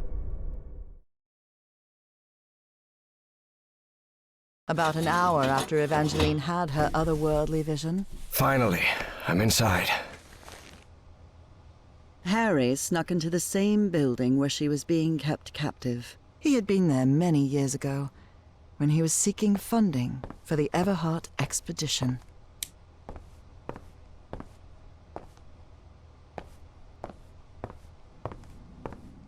Miss Drayton, are you there?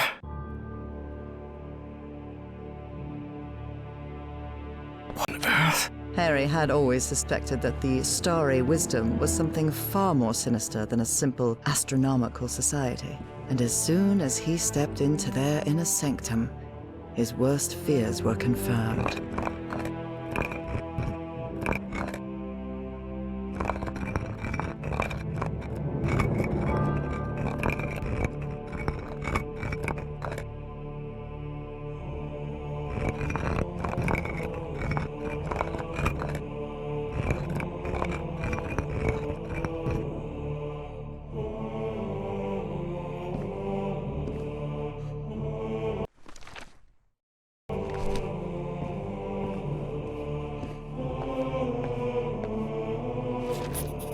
Apparently, the only way to get into the Pharaoh's office is by getting the right combination on the statues downstairs. And I bet my life that Pharaoh is Caleb Bowen.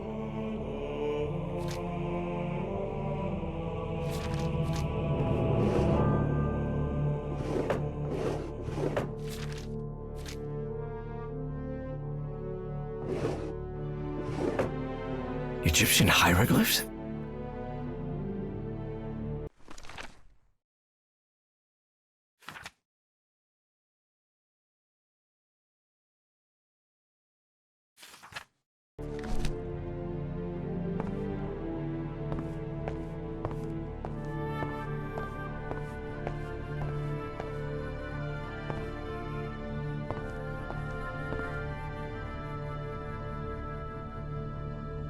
Only those who have been enlightened know the divine geometry of the tetrahedron. These people are out of their minds, no doubt about it. And they clearly have a pathological obsession with Egypt.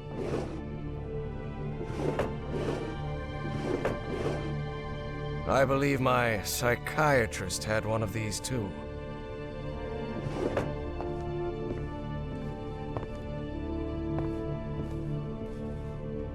There's a pyramid in the center of this chamber. I wonder if... Certain sections of this pyramid seem to move. For a moment, Harry wondered whether it was a good idea to mess with the mechanism, but he quickly dismissed the thought. Even if it meant alerting someone, he had to find Evangeline and get out of there.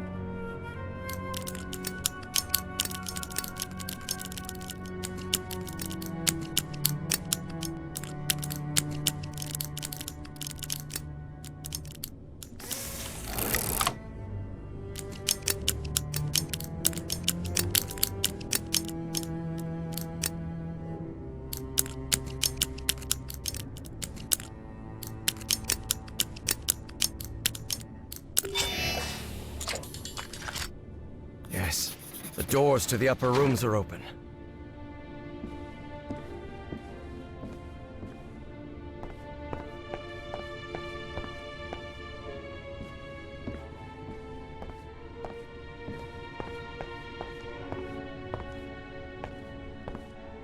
This looks like a biologist's office.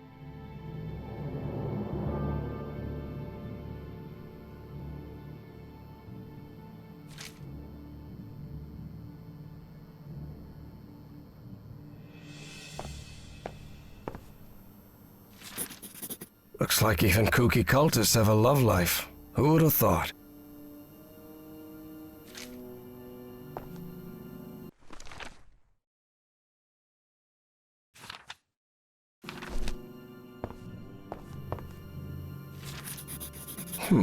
They rotated the positions. What does that mean?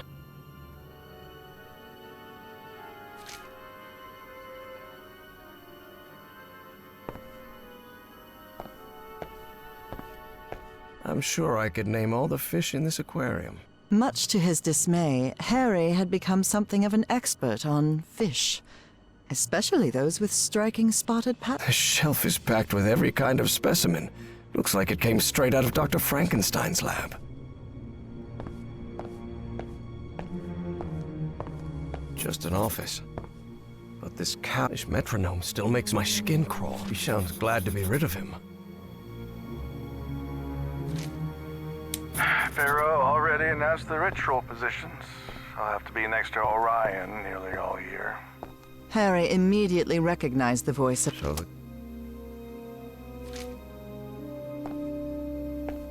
this metronome still makes my skin crawl.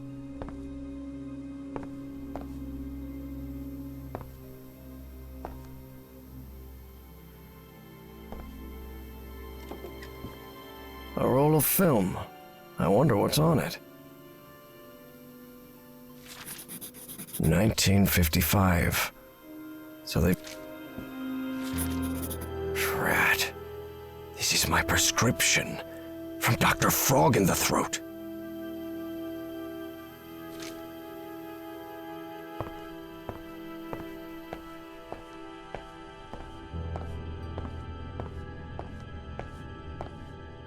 This office looks expensive. Must belong to some sort of dilettante.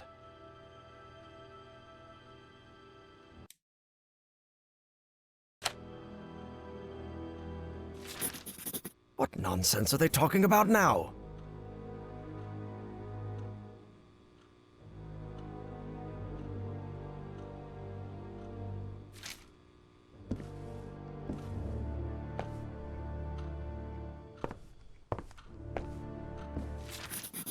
The robbery at my house could have gone way worse, all things considered.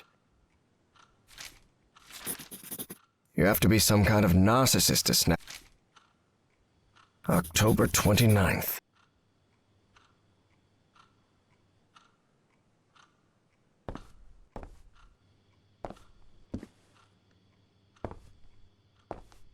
This fella clearly has expensive tastes. I'm impressed. An archaeologist's office for sure. There's something written in German in these pages. Although Harry's German was a bit rusty,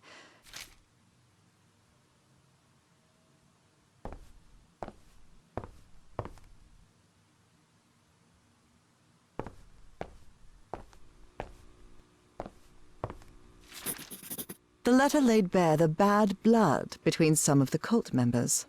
Something pretty common when power-hungry fanatics are involved.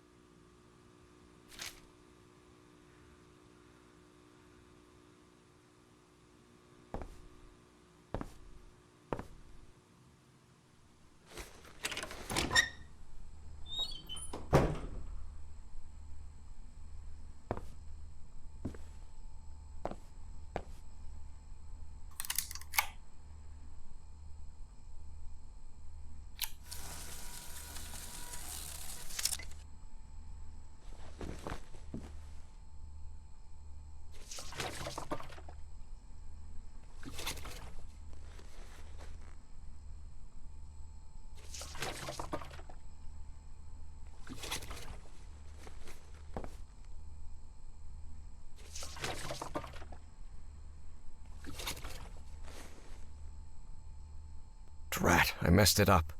I should start again.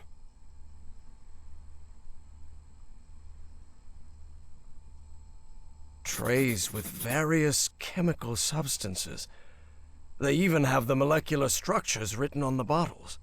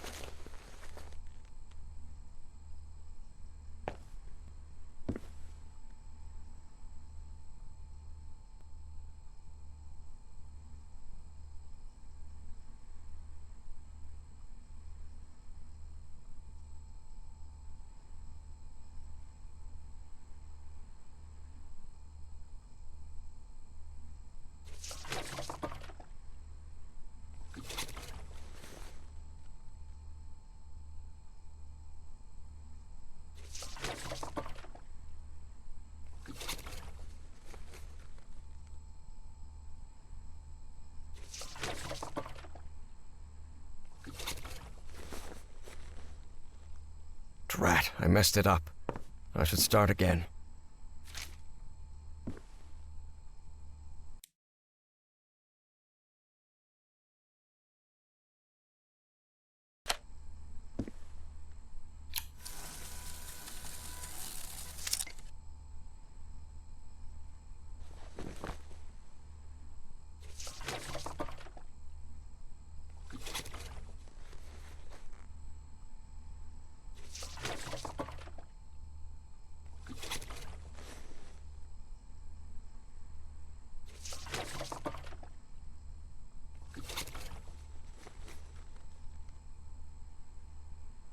Good.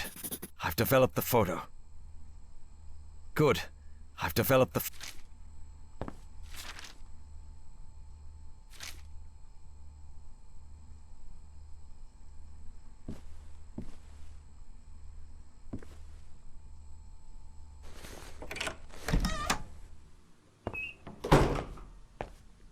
This must be the group's official photographer.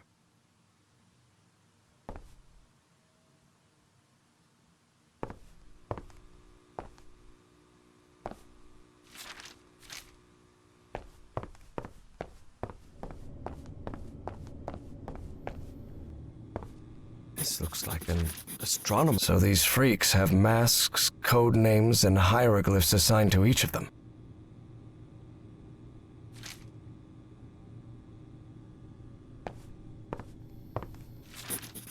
This book seems to recount traditions of ancient Egypt.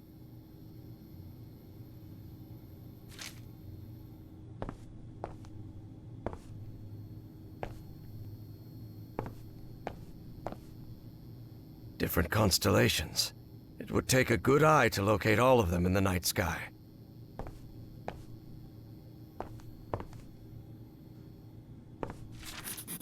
Heaven's sake, these kooks really are obsessed with ancient Egypt.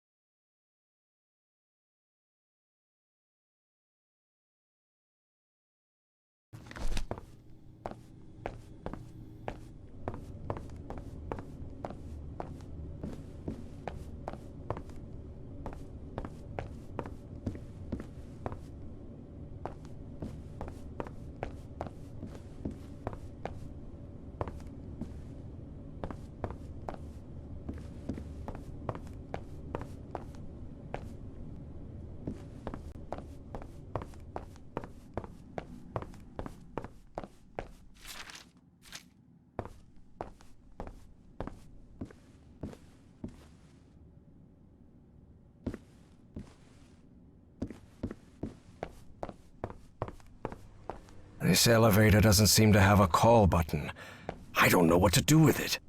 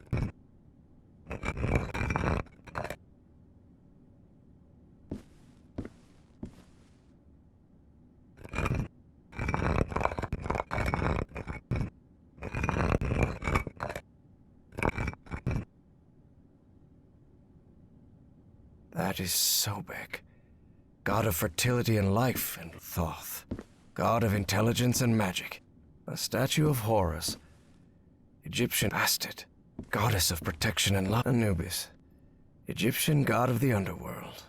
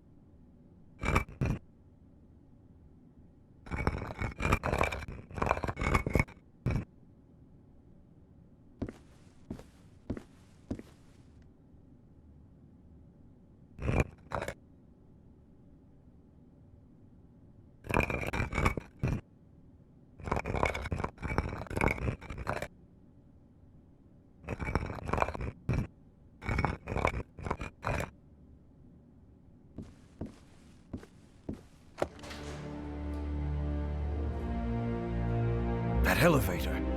It must be the access to Bowen's office. Evangeline has to be there. I'm sure of it.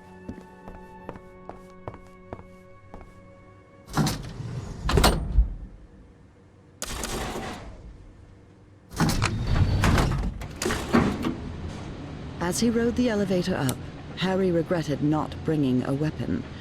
What if Bowen was still up there?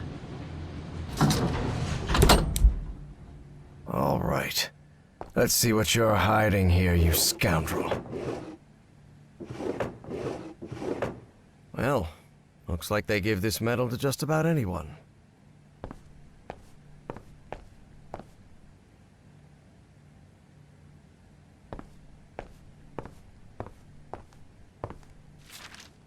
Consciousness exchange? Is he talking about mind swapping? Spitsbergen. That's the place in Norway Evangeline mentioned.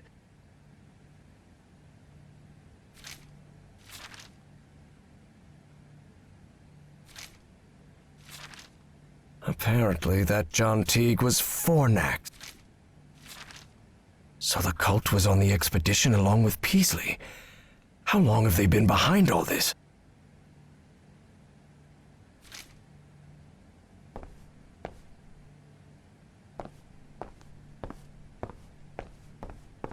That doesn't sound good at all. And what's this Azathoth business?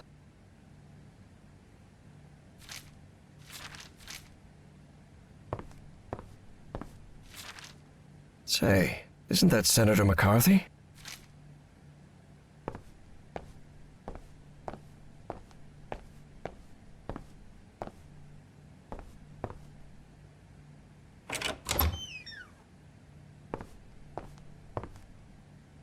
This creature seems vaguely familiar.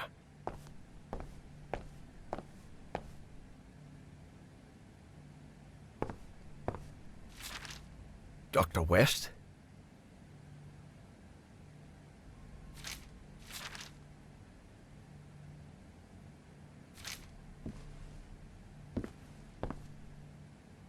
Evangeline had to be on the other side of that door, no doubt about it. But Harry stopped before entering. Was there anything left for him to find in Caleb Bowen's office? Please be all right, Evangeline. Let's go, Miss Drayton. We have to get out of here.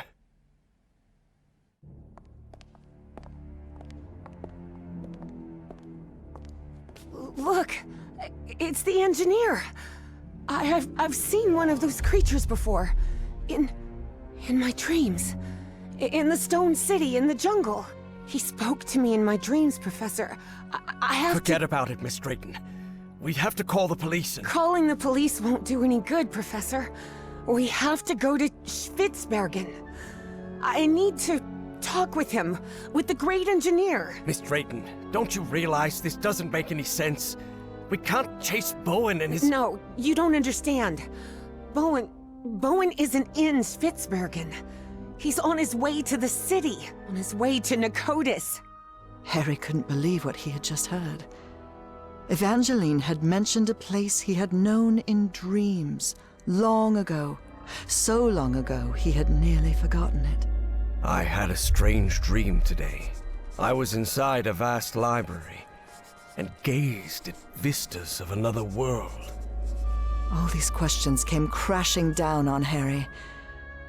And suddenly, he wasn't so convinced anymore. Before boarding the plane to Norway, Evie and Harry talked about the trip. About where they'd be stopping over. About what they'd do once they got to Spitzbergen. They talked about bringing plenty of warm clothing and gear and supplies to make it through. They talked about getting their documents and passports in order. They even talked about the strange city they had both dreamt of. But Evie knew there was something they hadn't talked about. A question she didn't know how to ask the professor, because every time she'd tried, the right words never came out. But a long flight leaves plenty of time to think. Professor? Yes? When I was being held by that man, Bowen, he showed me a picture of you. A picture of you and my father in the Pacific. Did you know my father, Professor? And then, it was Harry who didn't know how to find the right words. Because even though he'd been waiting years for that question, he still didn't know how to answer it. Evie took Harry's silence as a yes.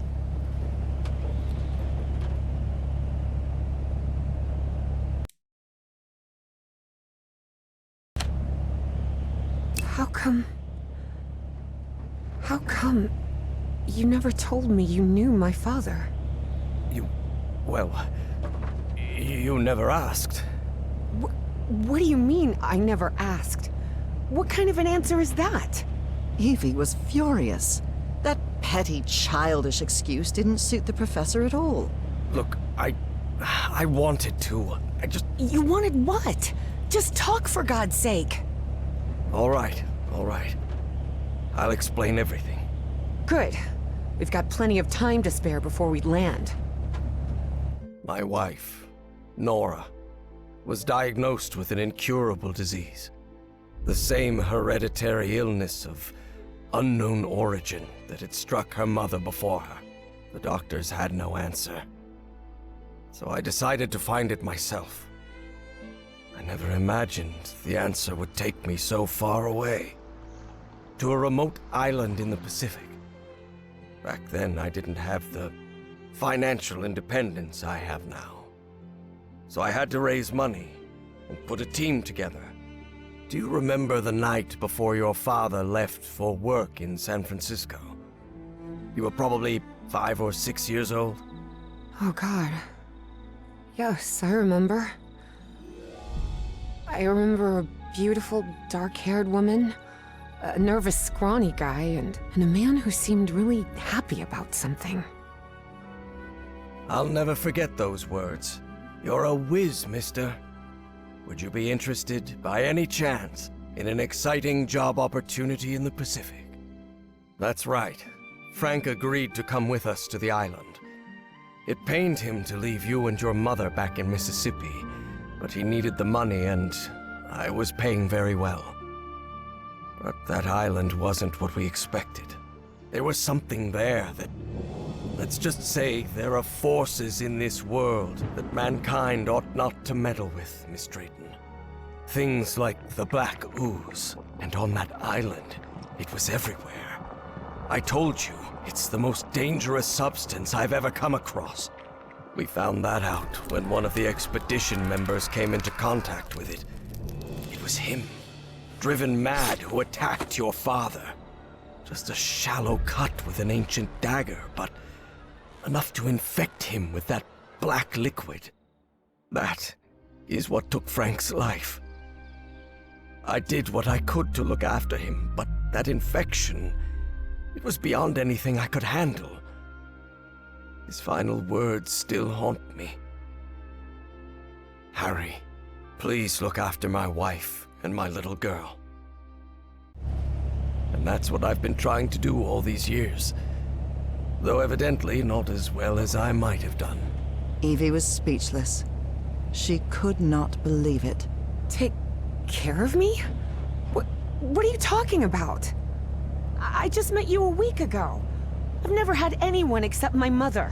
And the only help we ever got was from the insurance checks. What kind of help are you— There was no insurance, Evangeline. What? Harry decided that since he'd started telling the truth, he wouldn't stop halfway. I am the Hydrangea Foundation. Hydrangeas were just Nora's favorite flowers, that's all. And then Evie understood. She understood the strange and painful sacrifice that man had made. I wasn't the one who drove that dagger into your father, but I dragged him to that island and didn't listen when he told me we had to leave. Harry had spent a long time avoiding the truth of what had happened nearly 30 years before, on that island in the Pacific. But for the first time in ages, he was forced to face it. So yes, your father died because of me. I can't tell you how sorry I am. I won't be so foolish as to ask for your forgiveness. I know I have no right to it. I understand how you must feel now. I understand that you hate me. Maybe you have no right to ask for it, but I forgive you, Professor. You forgive me? But why? Well, first of all, I'm a Christian, so I believe in forgiveness and everything that comes with it. And second, because we all make mistakes, Professor. You've made plenty of them. Grave mistakes that came at a high price. But it's not up to me to judge you. Maybe you should forgive yourself, Professor. You've been torturing yourself for 23 years. Isn't that enough self-punishment? Harry was puzzled.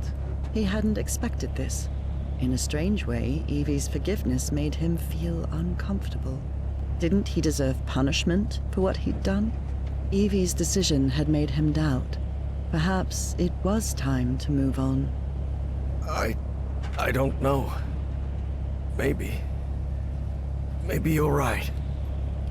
I'm sure I am. Believe me. And after that, Evie and Harry remained silent for the rest of the flight.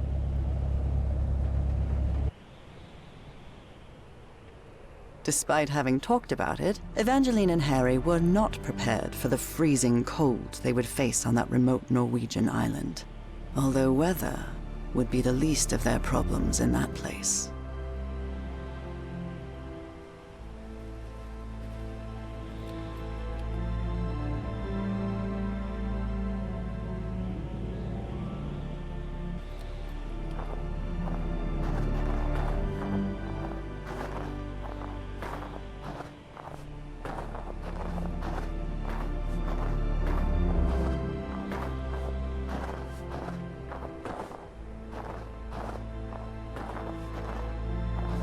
God, this is unbearable.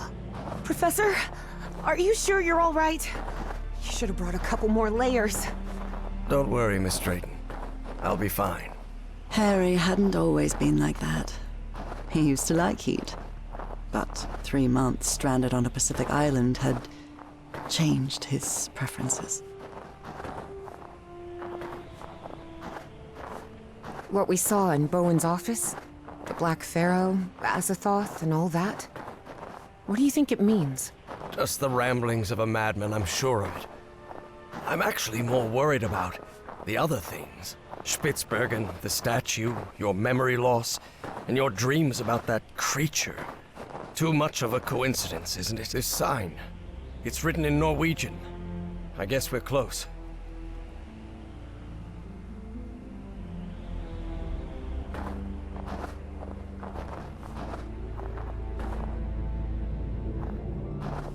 Do you really believe it's possible to switch minds? Honestly, Miss Drayton, I have no clue what we're dealing with. But whatever it is, we'd better stop Bowen as soon as possible.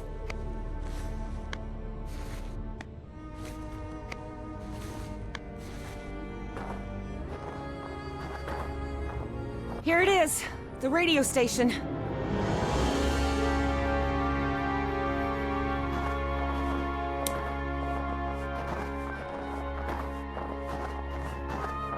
The storm is getting stronger. We'd better stay close to each other, Professor.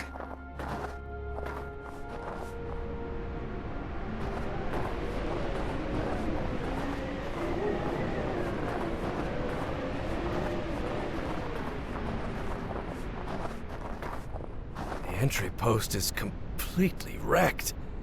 What happened here?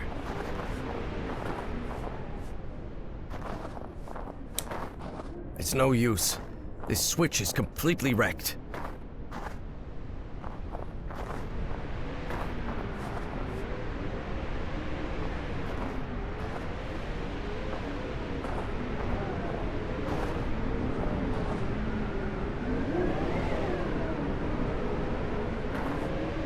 I can see some banners on the building.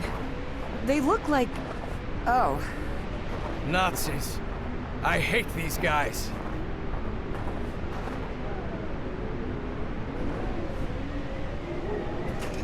Just as I thought.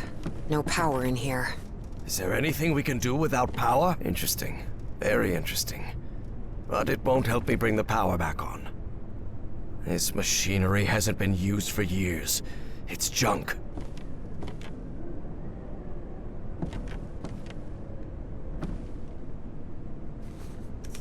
No, the door won't budge.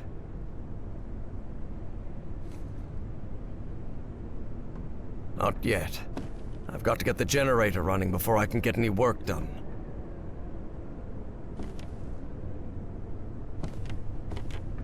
I'll have to take a look at it later. Right now, I need to get the power running in this station.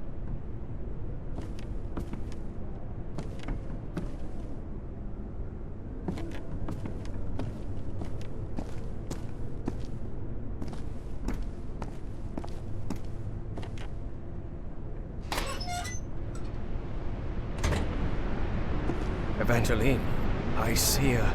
Harry hesitated to say the words because of how absurd they might sound. Spaceship of some sort? A spaceship?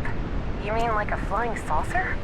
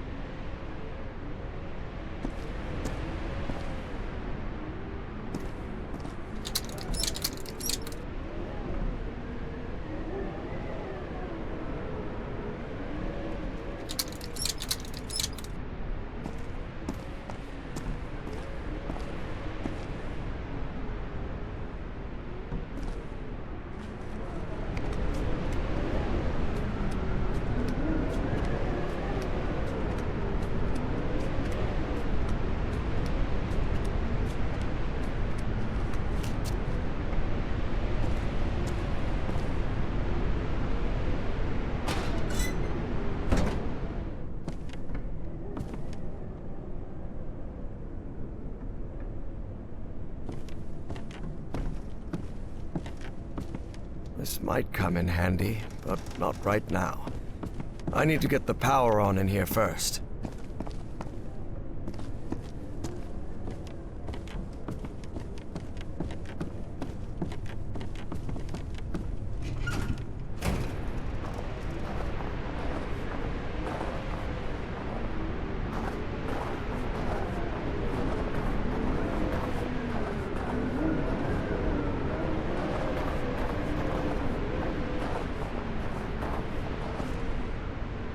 This must be the generator room, but it's locked.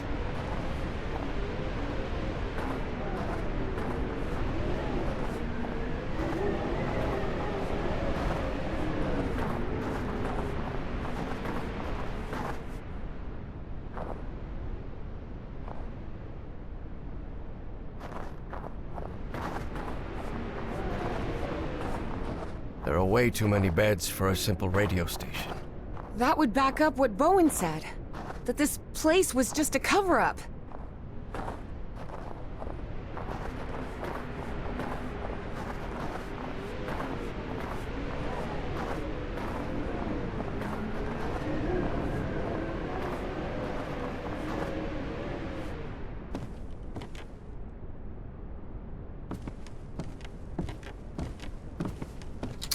It's not working.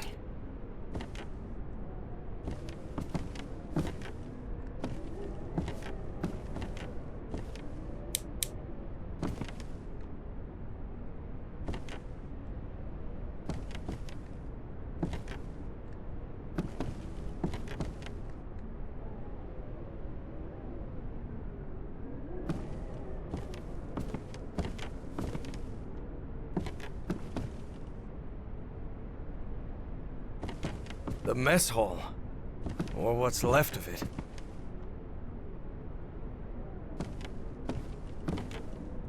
Nazi propaganda. Ugh.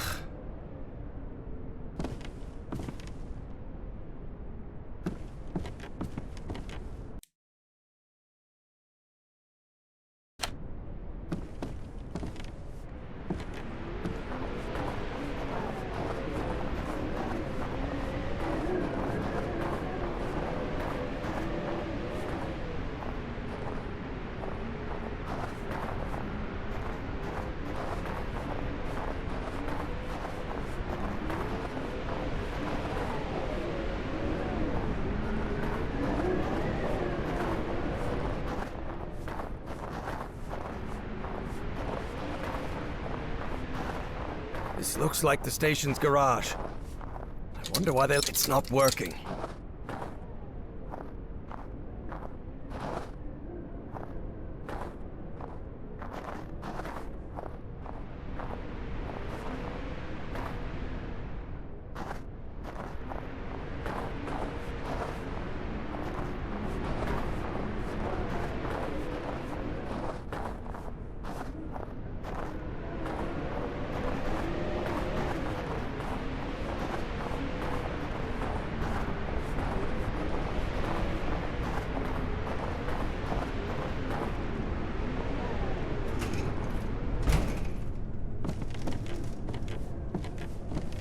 Interesting. Very interesting. But it won't help me bring the power back on. Not yet. I've got to get the generator running before I can get any work done. I'll have to take a look at it later. Right now, I need to get the power running in this station.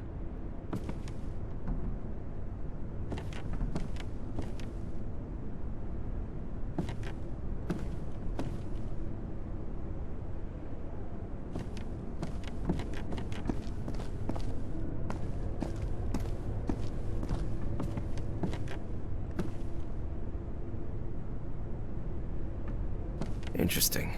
Very interesting. But it won't help me bring the power back on.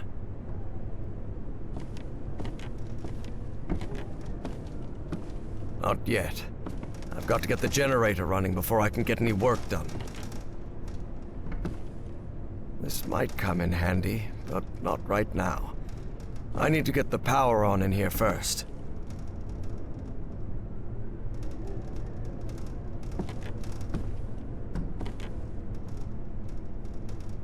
Not yet.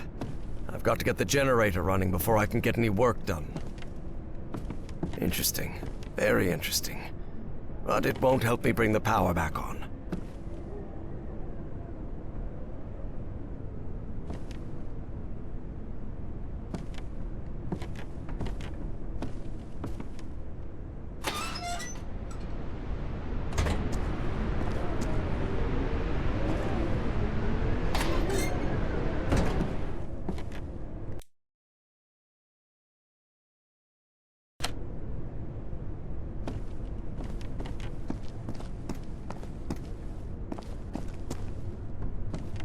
This must be the key to the generator room.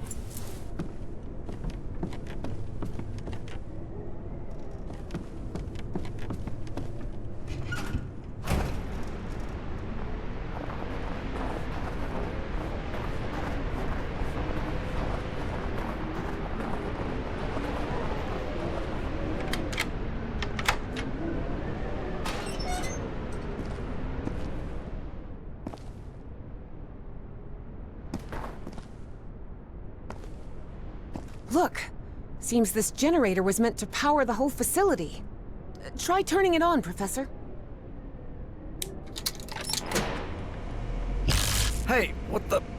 The current must have caused a power surge in that distribution panel up there. Let me take a look. Maybe I can fix it. Okay.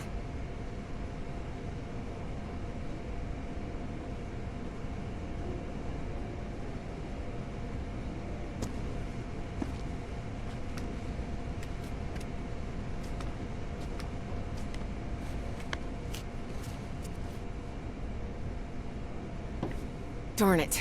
This fuse box is sealed. You don't happen to have a screwdriver on you, do you? No, sorry, I left it in my other coat. With the field microscope, the flare gun, and the cannonball.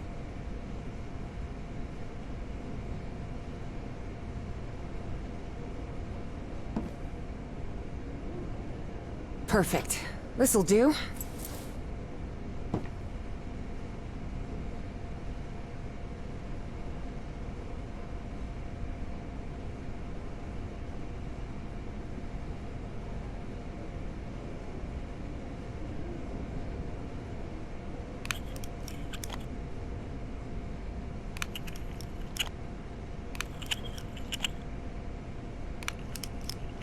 An old fuse box. And it looks like it still works. Even after years under this weather. Never doubt German engineering. What's the problem? Well, the whole base runs on an interlock circuit. What does that mean? I know nothing of technical stuff and you know it. It means that for the power to reach the antenna, you'll have to manually turn on each switch in order. You mean I have to look for switches all over the base? That's right. I'll route the power from this fuse box, and then you turn it on. Fine. Stay put. I'll get back to you.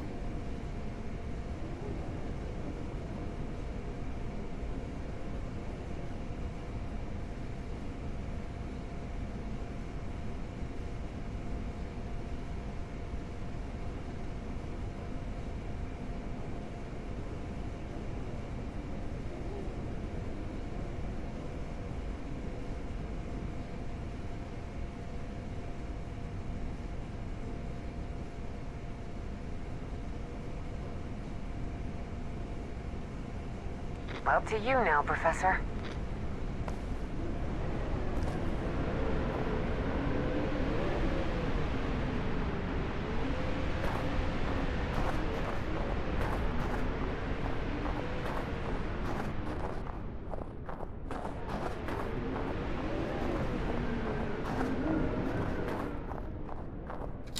Good. I managed to turn this thing on. Evangeline, try another switch.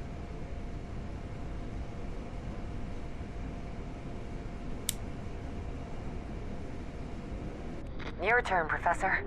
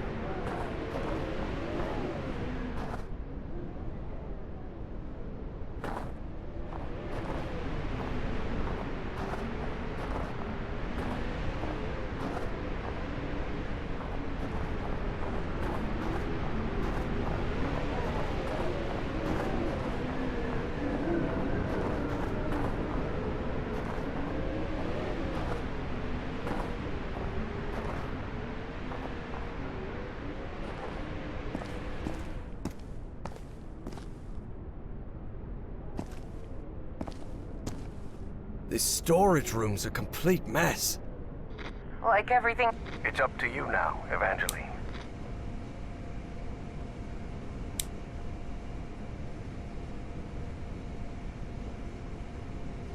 You're in charge now.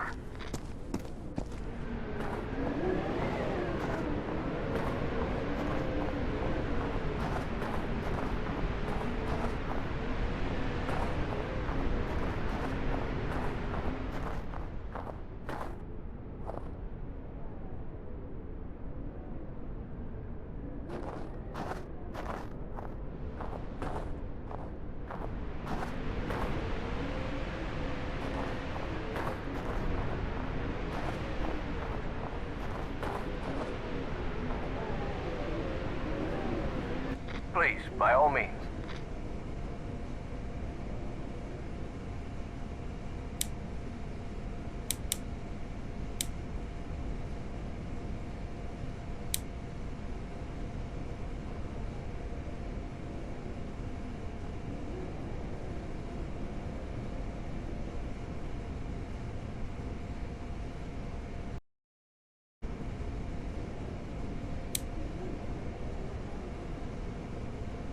Up to you now, Professor.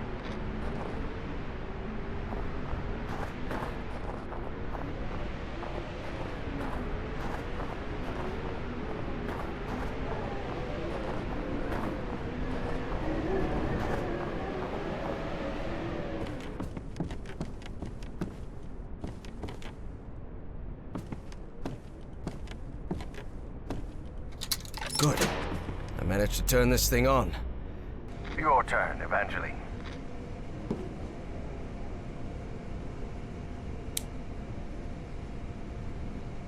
Your turn, Professor.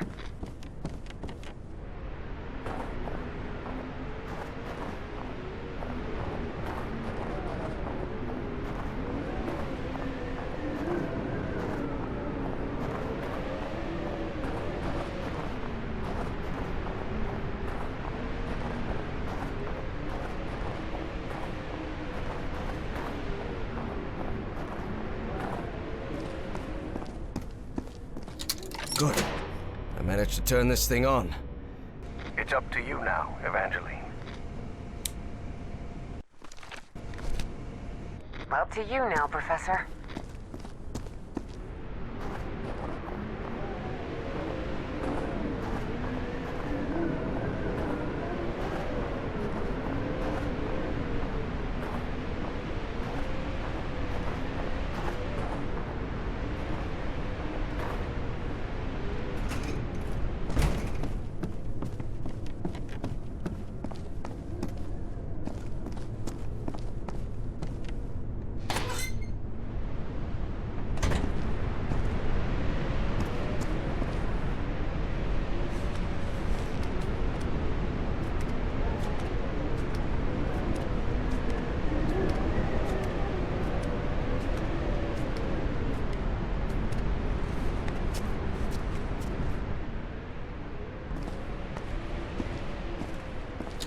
Yes, we did it!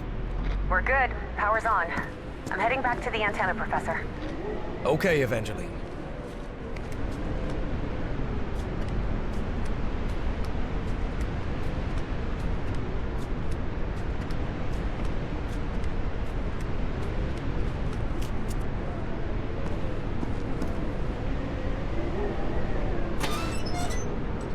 Huh. Wasn't expecting to see one of these here. What are you talking about? It's an Enigma machine. A message encryption device the Nazis used to encode top-secret messages. But how could you possibly know that? I worked in intelligence during World War II. Obviously, I was too old to be sent to the front lines. And I can't see a thing without my glasses. But the OSS thought someone like me could be useful cracking codes. So they sent me to Fort Meade, Maryland, to the Signal Security Agency building.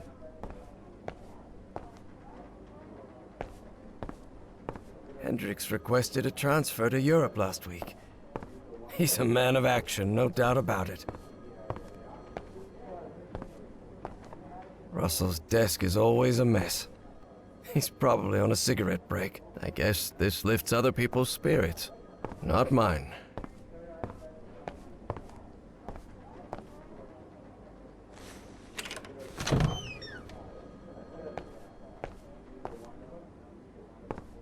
This is the message that needs to be deciphered.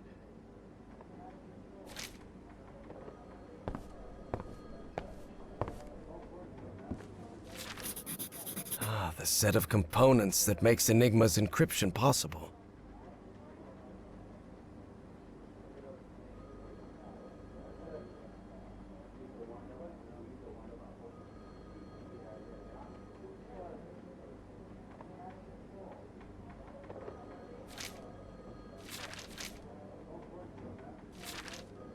I always keep this photograph.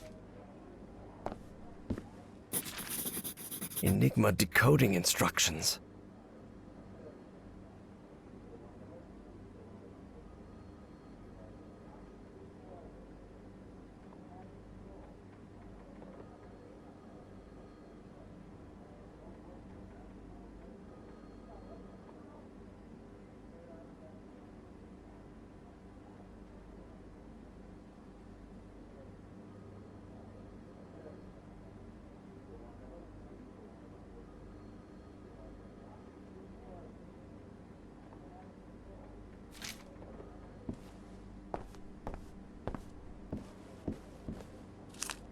We worked hand in hand with the Brits. They'd already managed to crack Enigma, so we hoped their work could help us break JN-25, the Japanese naval encryption system.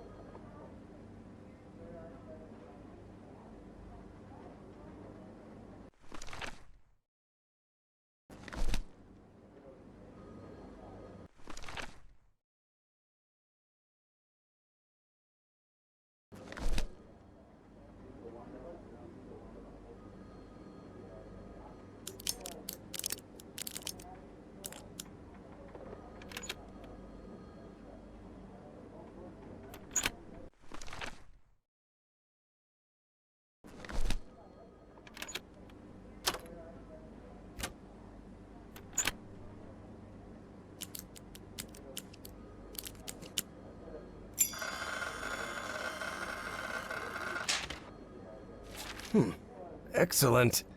Of course, it was hard leaving Nora alone at home. But she insisted. She knew I could help our country fight the Axis. So my only condition for working at Fort Meade was that my wife could contact me whenever she needed.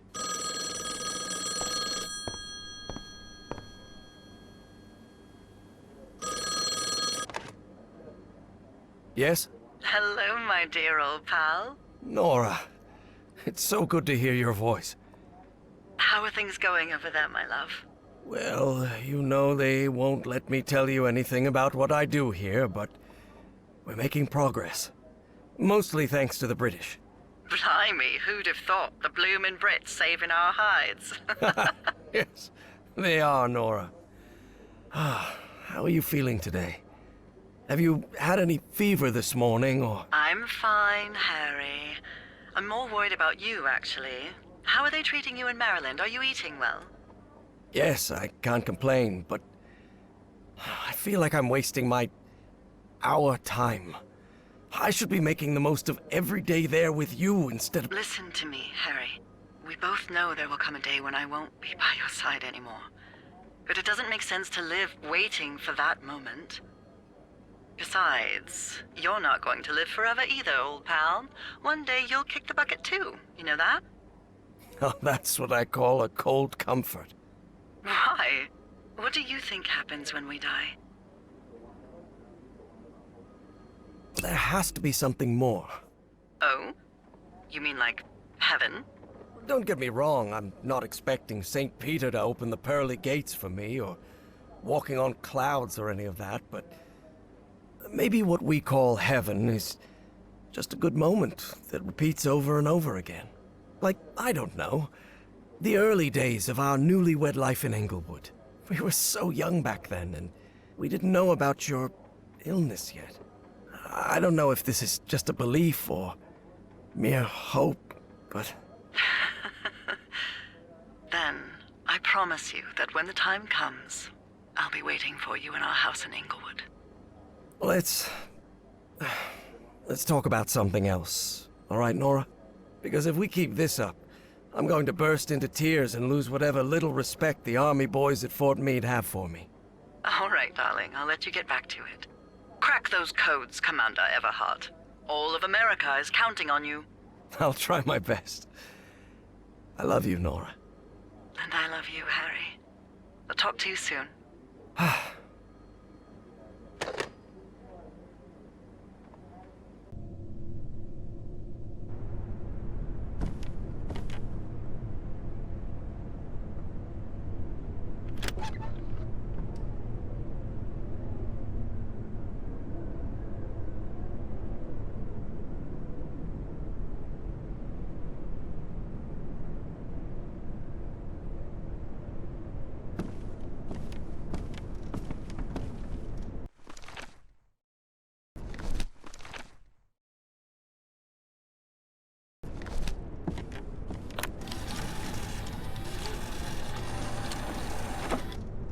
This encrypted message.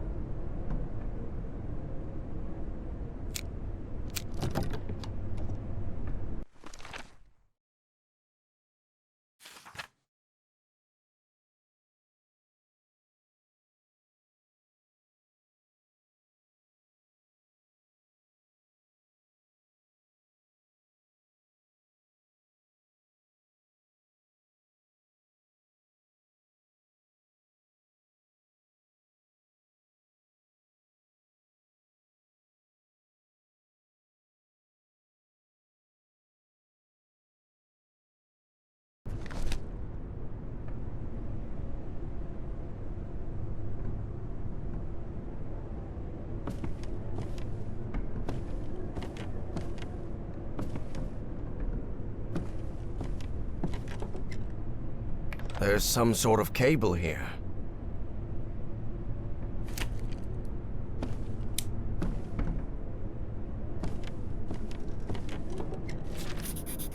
Februar 1943.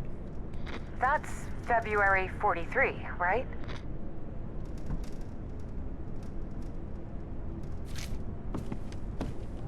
An encrypted message.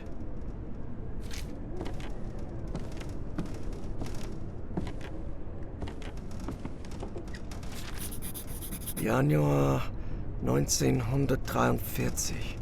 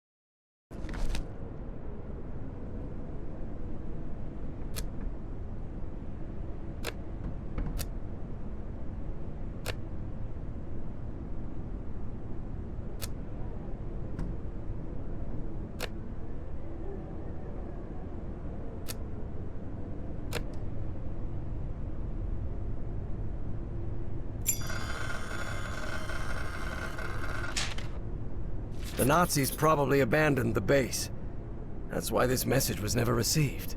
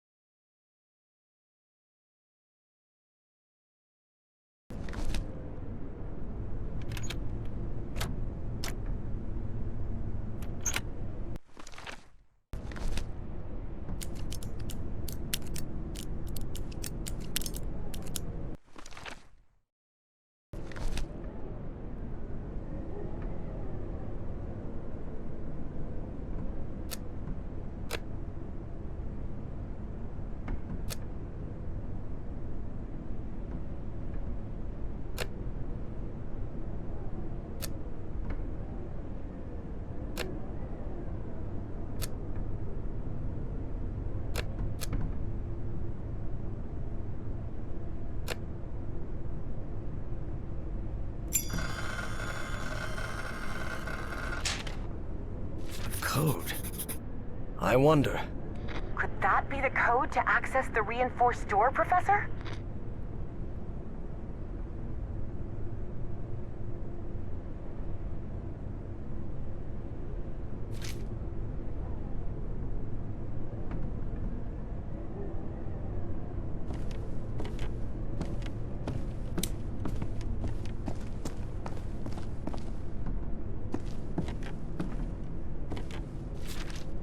What on earth were they doing in this place?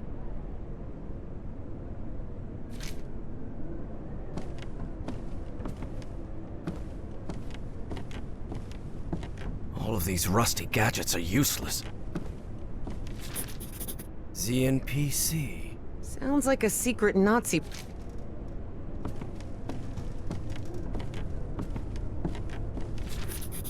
Boy, this radio station gets creepier every minute. Yes, I can feel it.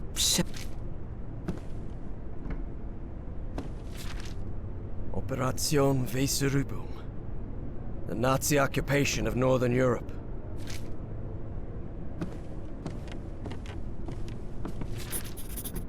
the Dienstausweis of an SS Oberstgruppenführer. Some...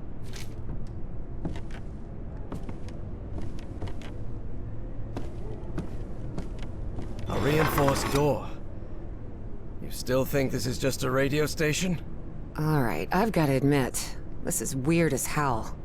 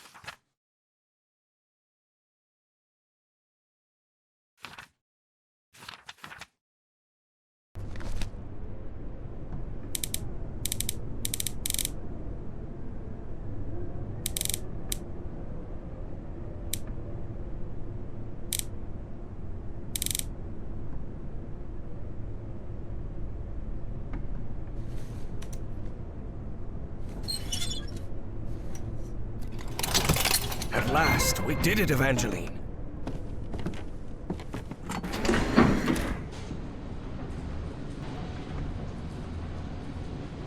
So the station was just a cover-up. But I wonder what for. Whatever it is, we're going to find out. And soon.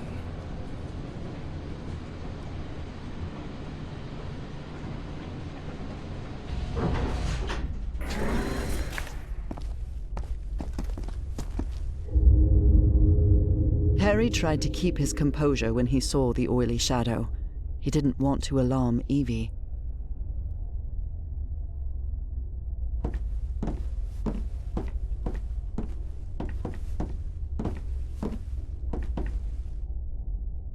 Let us out. They locked their own people in here. How could they? They're Nazis, Evangeline. They're not exactly the good guys.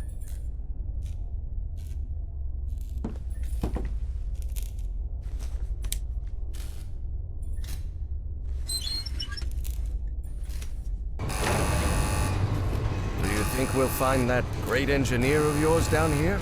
I hope so. This trip will have been a total waste of money. But Evie suspected there was much more at stake than the cost of their trip.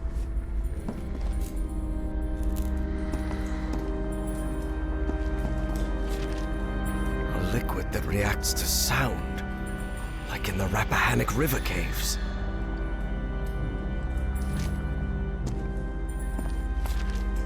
It references a creature. You think that might be your great engineer? Yes, sounds like it. The symbol of the Ahnenerbe. What's that?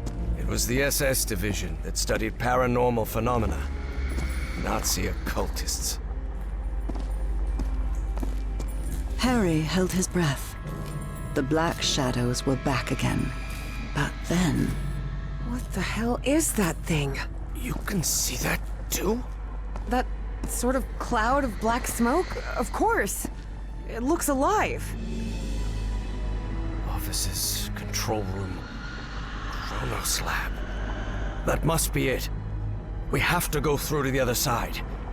But how will we open these doors? You said control room, right?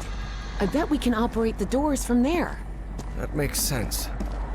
Okay. To get there, we'll need to go downstairs and through the offices. But Professor, the way downstairs is flooded.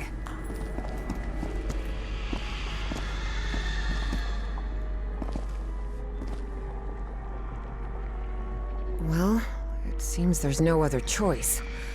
Which of us... I'll go this time, and I'm not going to allow any argument about it. Because despite how I look, I'm not 80 yet, Harry thought to himself.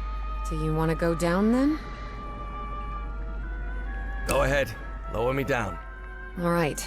Be very careful down there, Professor.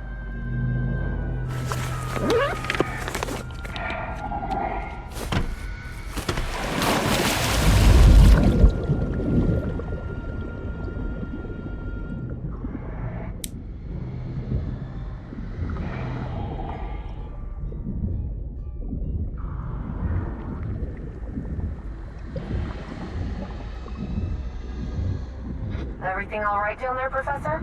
So far, so good. Though it's very dark in here. I think I know why this place is flooded.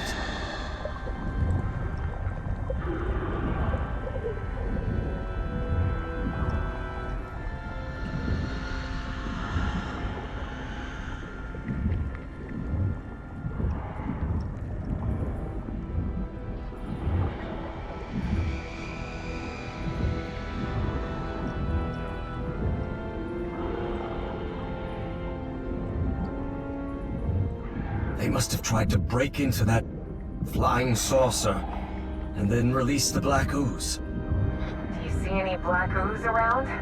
All around, yes. I'm pretty sure it was the ship's fuel.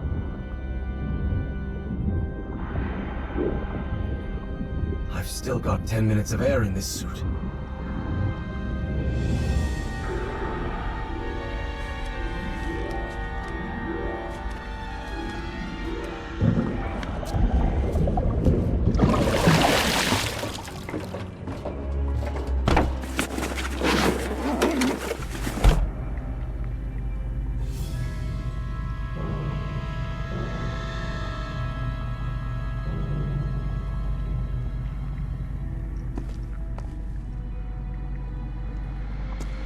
Evangeline, do you hear me? Yes, Professor. I really hope they never succeeded.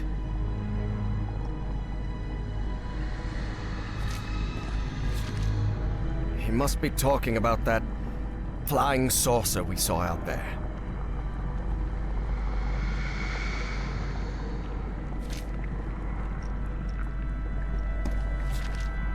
Idiots. Only a fool would conduct experiments with black ooze. Definitely.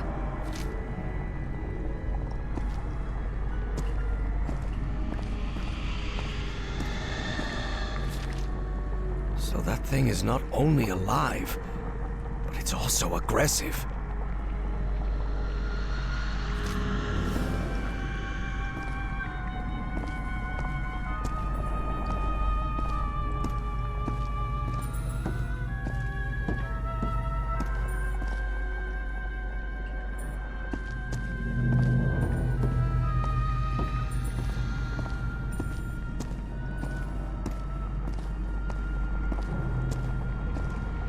Evangeline, there's a panel here. Maybe it'll open those doors.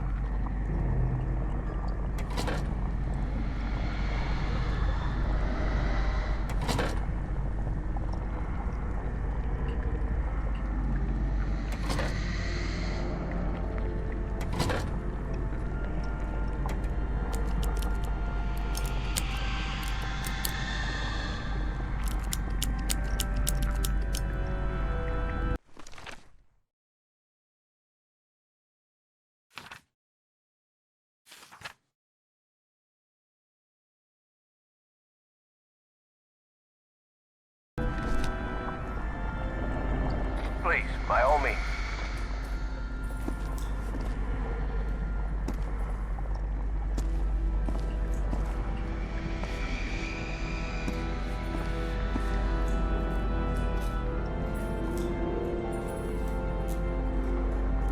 You're in charge now.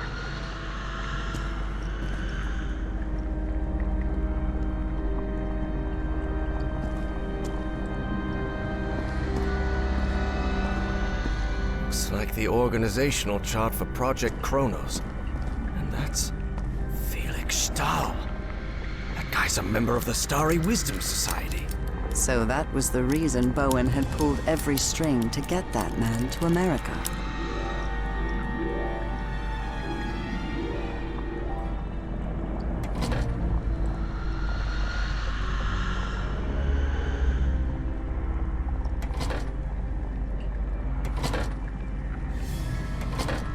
A light just came on.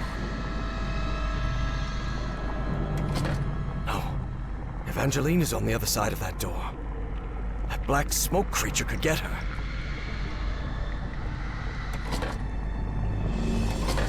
No. Evangeline is on the other side of that door. That black smoke creature could get her.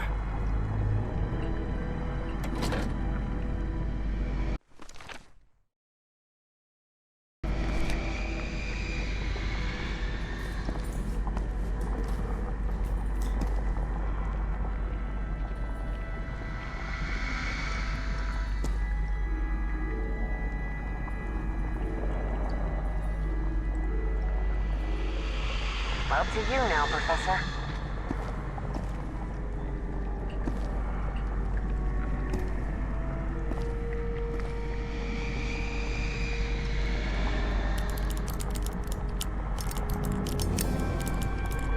All right, that's on.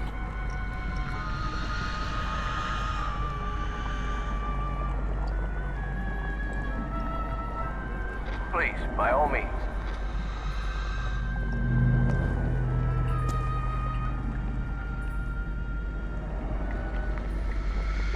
Your turn, Professor. Professor, look. That thing. It's moving into the next chamber. It seems to move like a trapped insect. It's up to you now, Evangeline.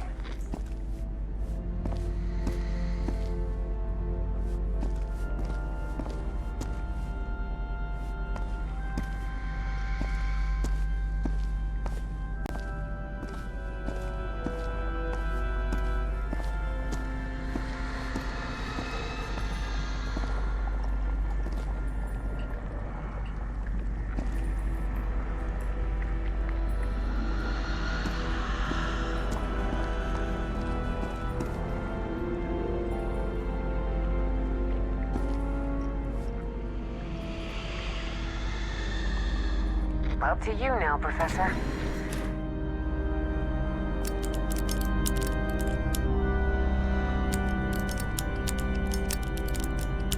Another one.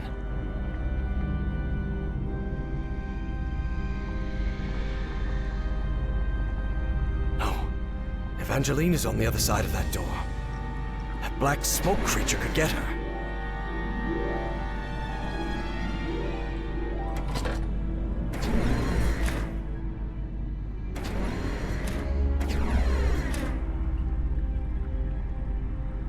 Your turn, Evangeline.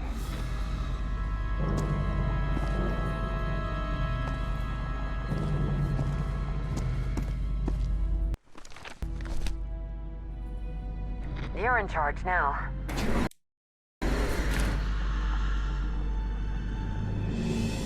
Please, by all means.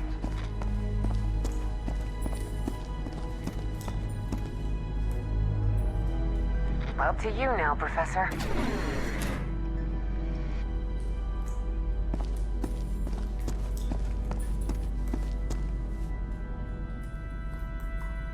Your turn, Professor.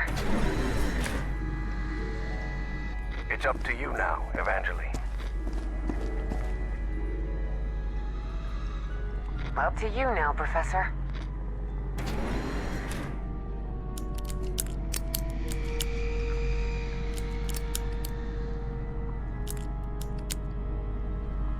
Good, good.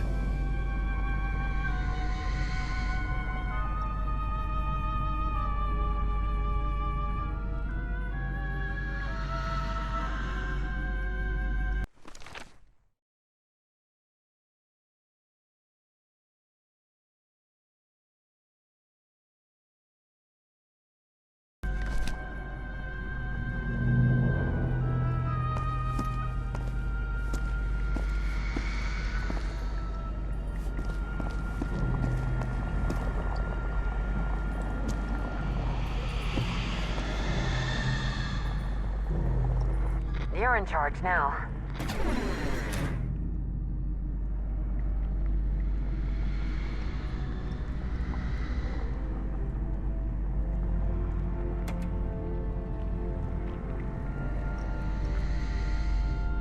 Your turn, Evangeline.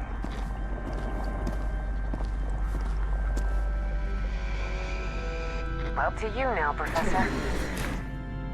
Please, by all means.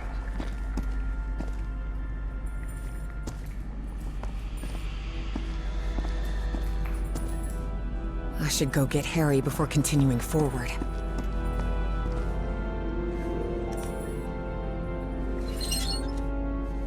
I opened this door for you, Professor. You can leave the control panel. I think we're safe.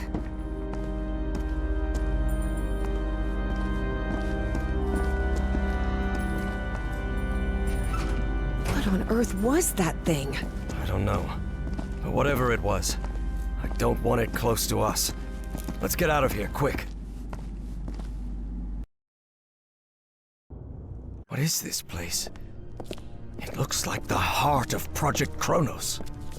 Could be. Do you think we gave that horrid thing the slip? I really hope so. After seeing what that black smoke can do to humans, I wouldn't want... What the hell? How did that thing get out? No time for questions now! Run, Professor! Run! Quick, the bunker door! Help me close it, Evangeline!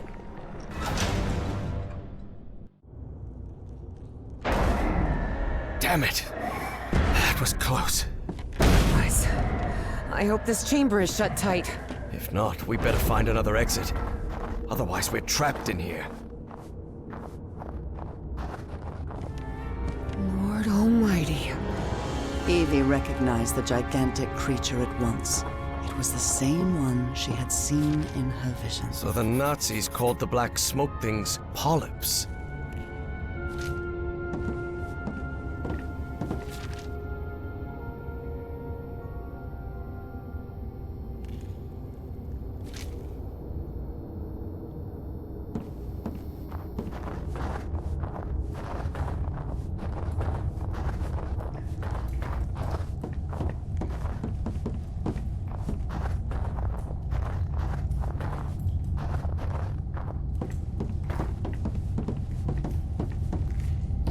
This seat is what the Nazis used to try to communicate with the creature. All right, there's no time to waste. Try connecting me to that machine, Professor. Evie knew perfectly well that the professor was about to rattle off a whole list of reasons why they shouldn't go through with it, but she had neither the time nor the patience to listen to them. And before you say anything, yes, Professor, we have to do it. Because we're trapped in here. And yes, Professor, it does have to be me. Because I'm the one who has dreamed of that creature. And the one who understands its language. I know you're trying to protect me, but I need you to trust me. Just this once? Before the argument had even started, Harry had to concede defeat. You're impossible, do you know that?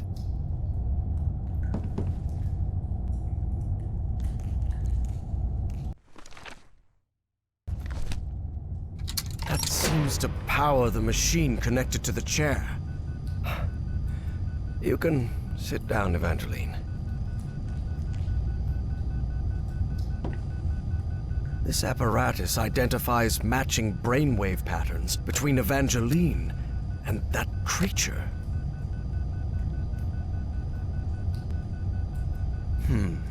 Geeignet means suitable, and untauglich means unsuitable. It must refer to the brainwaves.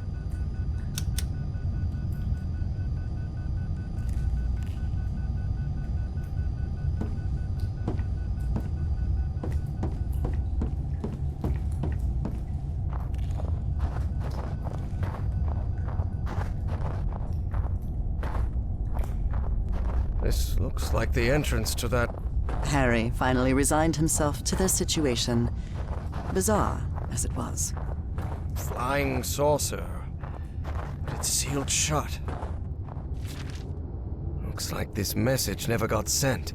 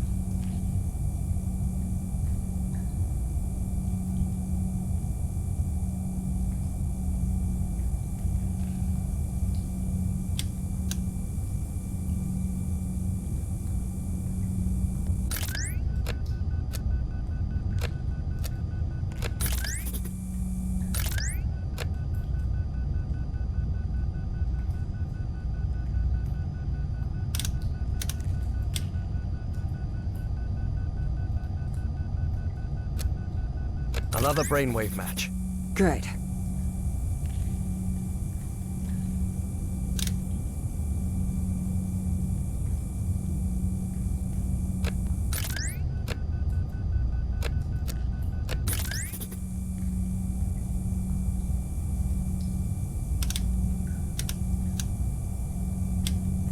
Looks like everything is set. So, whenever you're ready. Go ahead.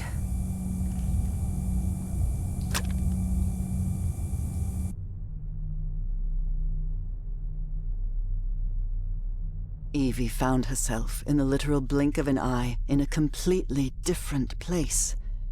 And it would happen to her more than once that day. As she tried to figure out what was happening, a strange but familiar voice startled her. Evie. Velkornul. Nakatun.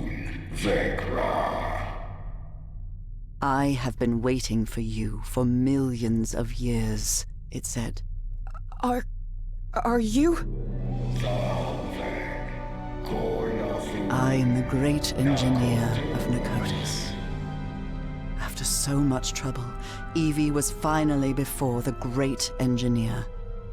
It was her one chance to ask everything she needed to know.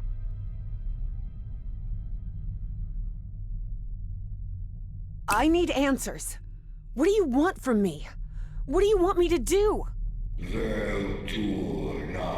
Everything is set. You must close the loop. Close the loop? What are you talking about?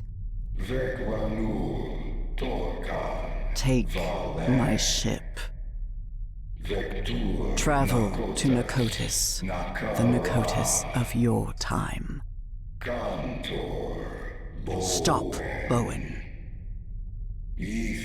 My race will be saved.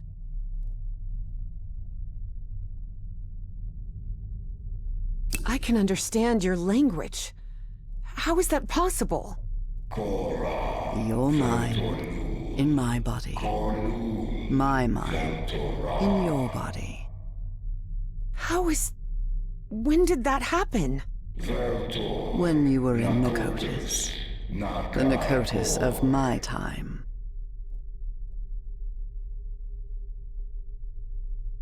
Do you want me to... Is there any way I can set you free?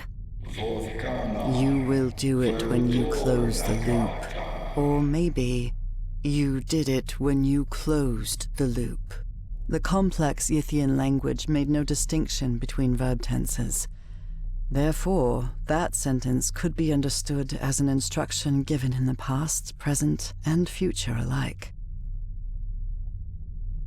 Why me? Why did you choose me? It wasn't me. It was Dr. West who chose you. What? But what am I supposed to do? I'm just... You can close the loop. You must close the loop. But how am I going to do that? Where is the Nakotis of my time? You need to remember its location. Remember. Remember it? How? Vekra Everard Korveltur. Hearing that, Evie was left speechless. Follow Everhart's instructions. Evie didn't have time to ask another question, because in the blink of an eye, she found herself once again in that stone city from her dreams, millions of years in the past. Except now she knew it wasn't a dream. It was a memory. My hands. Heavens, look at my hands. Those Yithian appendages could hardly be called hands, but that was how Evie perceived them. This was part of my information exchange with the Yithians. I believed I had to tell the Yithians everything about my time in exchange for my freedom, but... Looks like I also took notes of what happened here in Nakotis.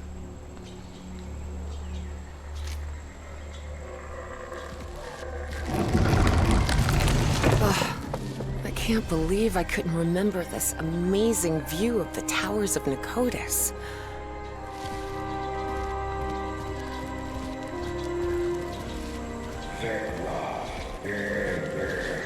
Find Everhart's notes and follow them.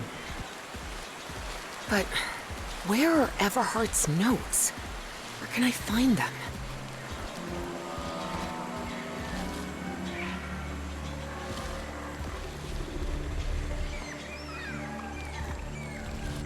I always thought my dreams didn't take place here on Earth, but now I understand that this is how Earth used to be, millions of years ago. Specifically, when the Earth's landmass was fused into one continent, Pangaea.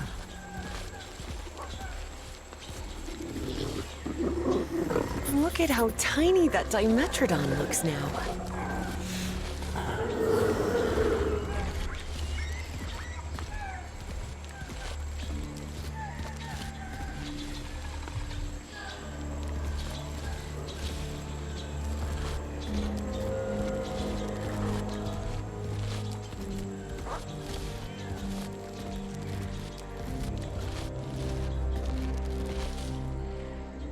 That's an ammonite. Cephalopods that lived during the Devonian period, 400 million years ago.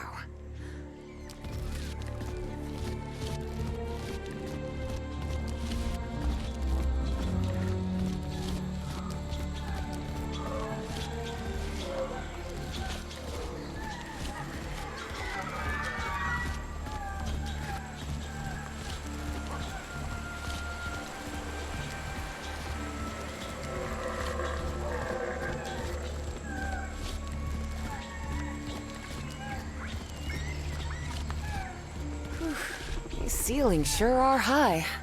Evie suddenly remembered the colossal corridors and massive stone slabs of the great library of Nicotis.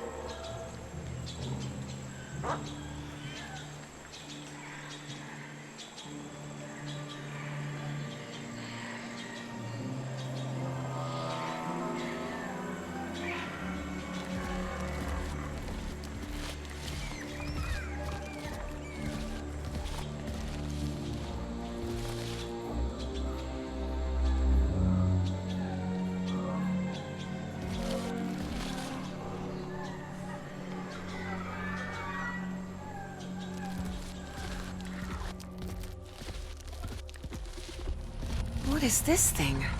I remember it. Whoa! My goodness! I'd forgotten about these light conveyor belts. That seems to be a mammoth, late Pliocene, 2.5 million years ago.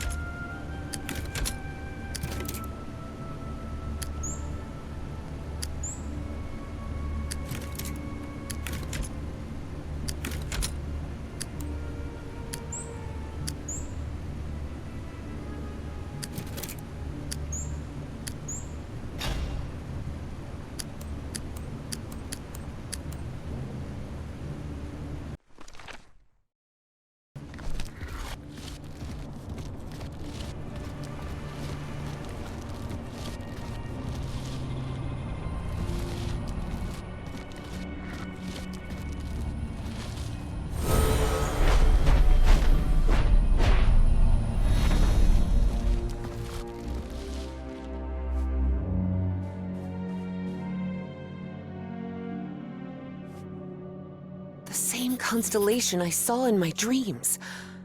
It must be important if they built this lookout for it.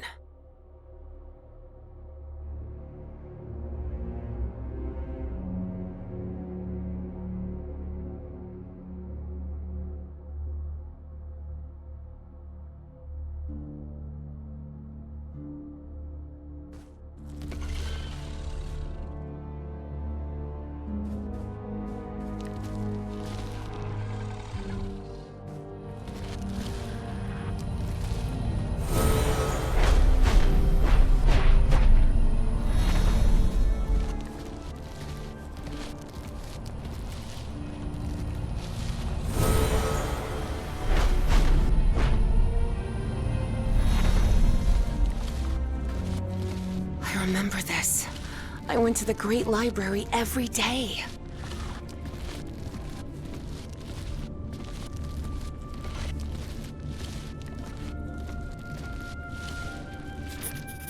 I believe I've seen some of these murals around here.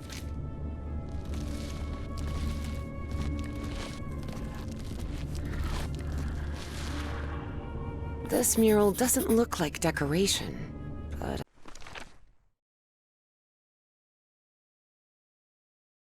I'm not sure what it represents. Wow. Is this some kind of time location finder? Unbelievable!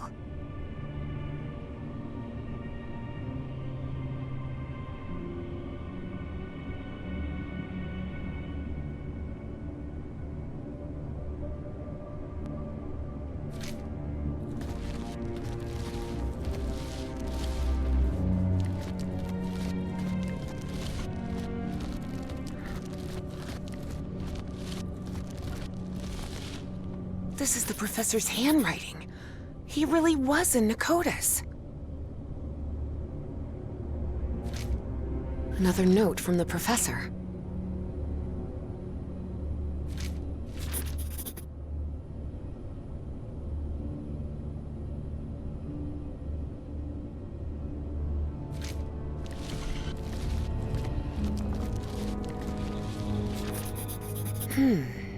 This observatory must be used to find the constellations associated with a specific time and location. This is the altar I worked in. Looks like I deciphered the numeric coding of the Yithians.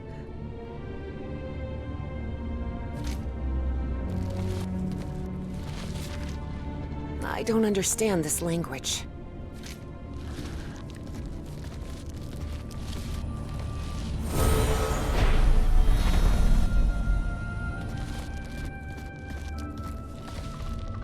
Tyrannosaurus rex, a dinosaur from the late Cretaceous period, 68 million years ago. A Dimetrodon from the early Permian, 270 million years ago.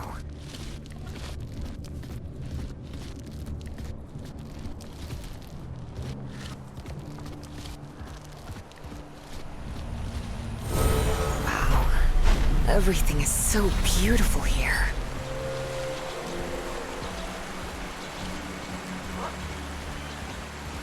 I suppose this mural refers to us, Homo sapiens. We appeared roughly 300,000 years ago, in the Middle Pleistocene.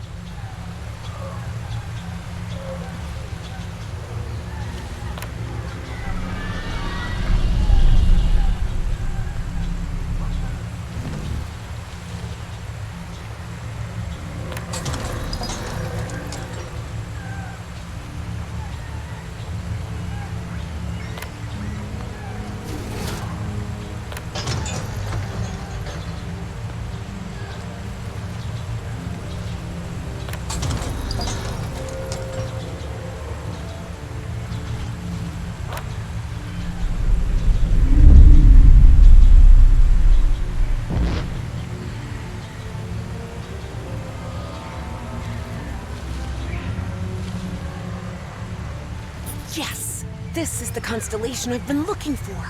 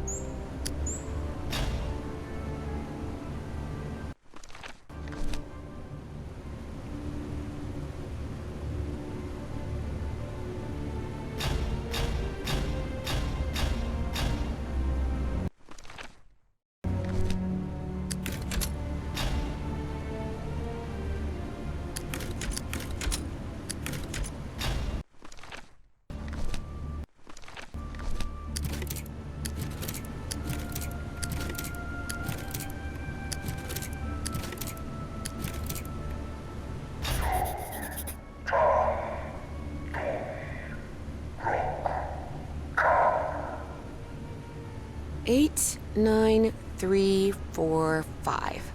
Yes, I remember now. Those were the coordinates.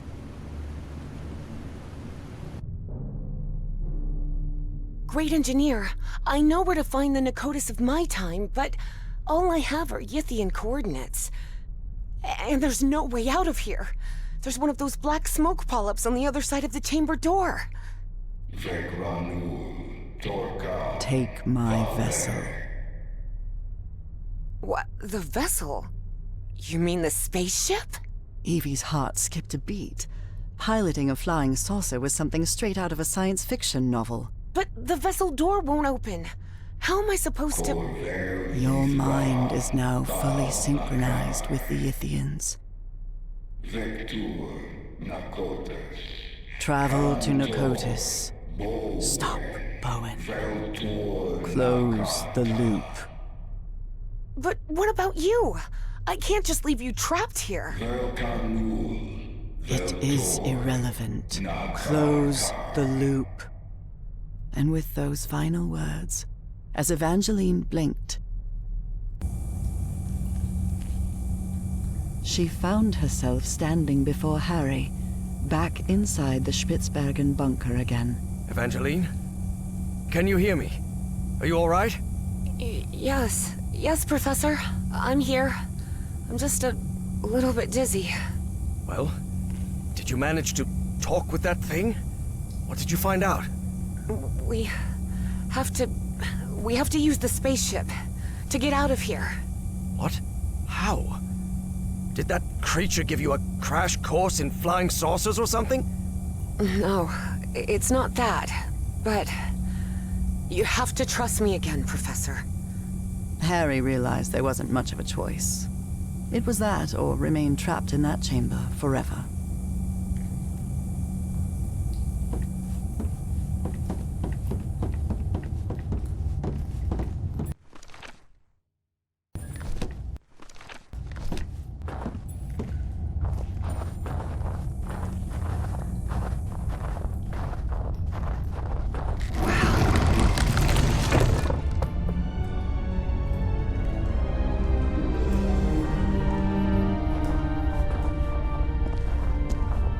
Look around, Professor. Isn't this fascinating? There doesn't seem to be any power. Are you sure you can pilot this spaceship? I'm not sure pilot is the right word, Professor. I'm not even sure ship is the right word. This looks more like a building than a vehicle.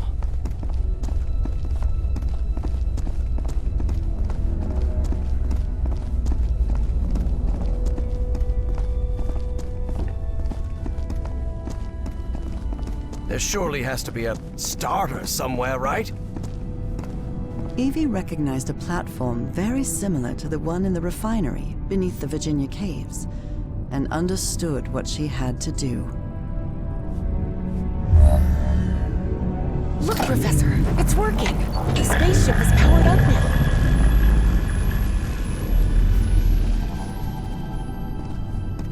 Damn it, where's the steering wheel? It probably doesn't need one.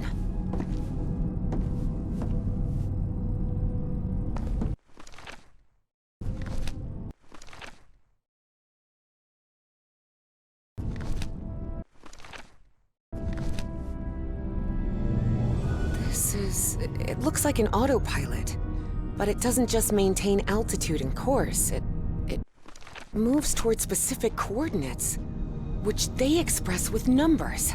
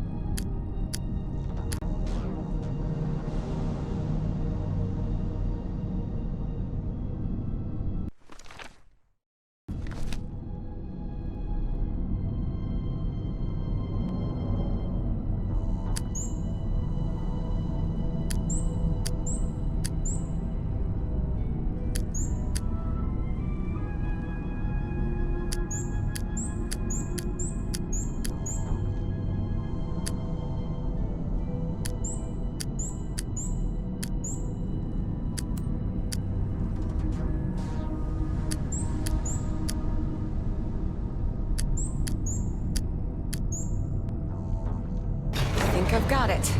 I've set the navigation system to the coordinates of Nakotis. There you are, Professor. The steering wheel. Looks like one. Sort of. Can you help me with this, please?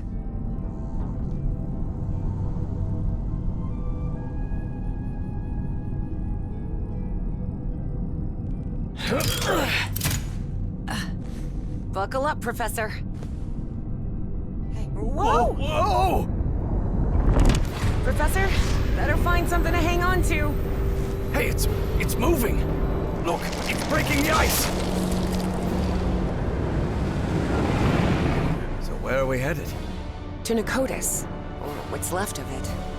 Those dreams you had about that place? They weren't dreams. You were there, millions of years ago. Millions of years ago? What are you talking about? The great race of Yith can transfer its mind to the past, present, or future. At some point, they exchanged minds with you. Good heavens. Can you imagine what that must be like? To move freely I through— can imagine what the Nazis would have done if they'd gained that power. And don't forget, that Stahl fella still is among Bowen's gang of kooks. I'm not sure which I hate more, kooks or Nazis. In any case, I don't think anyone should meddle with that knowledge. As I've told you before, there are things we shouldn't... Evangeline, can you hear me? Evangeline? Oh, for heaven's sake, what's happening to you now? Time and space? Evangeline found herself in an unfamiliar place in an instant. For the fourth time in just a few hours.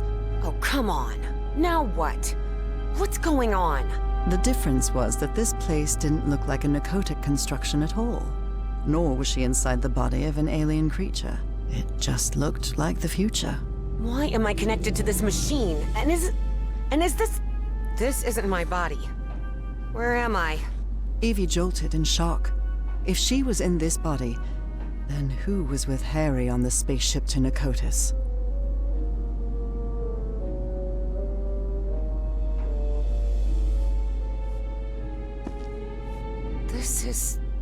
Seems to be a more sophisticated version of the Spitzbergen mine. Seems to be a more sophisticated version of the Evie didn't know whether to cry for help or stay silent.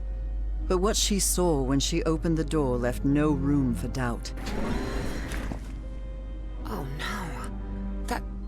That's Caleb Bowen! So Bowen had gotten his way after all. How else could he be leading a top-secret research project for the government? And then Evie thought of something worse.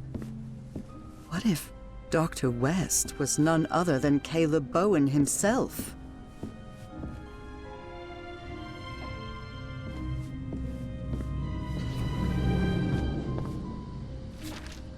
So I was right.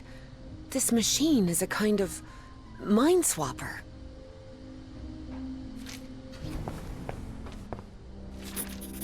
Huh. This device appears to interface directly with the brain. Boy, this is getting complicated.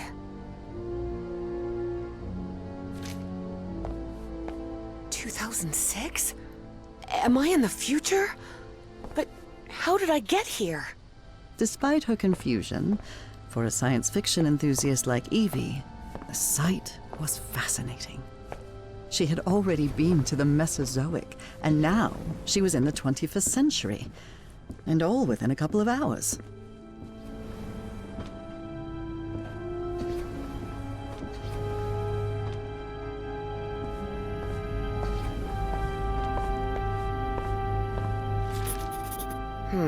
So this...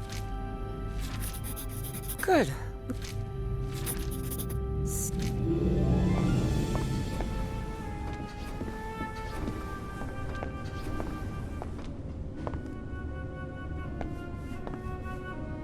What kind of machine is this?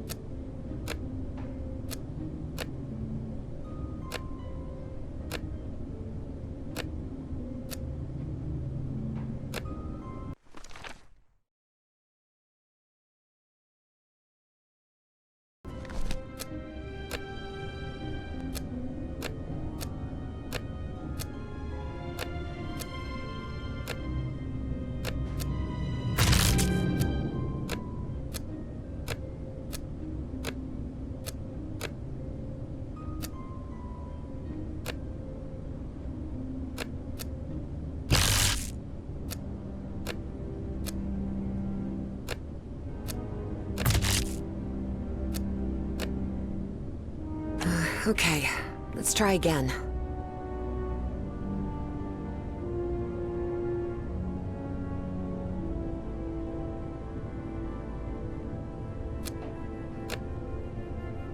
Okay, let's try again.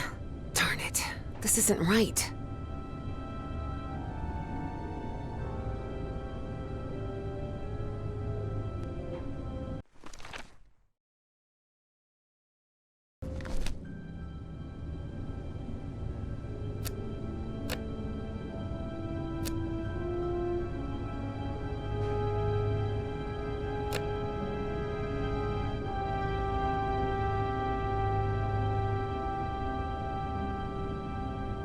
No, this isn't working. No, this isn't working.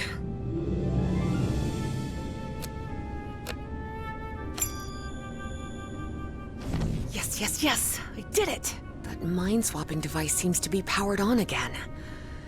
I hope this works.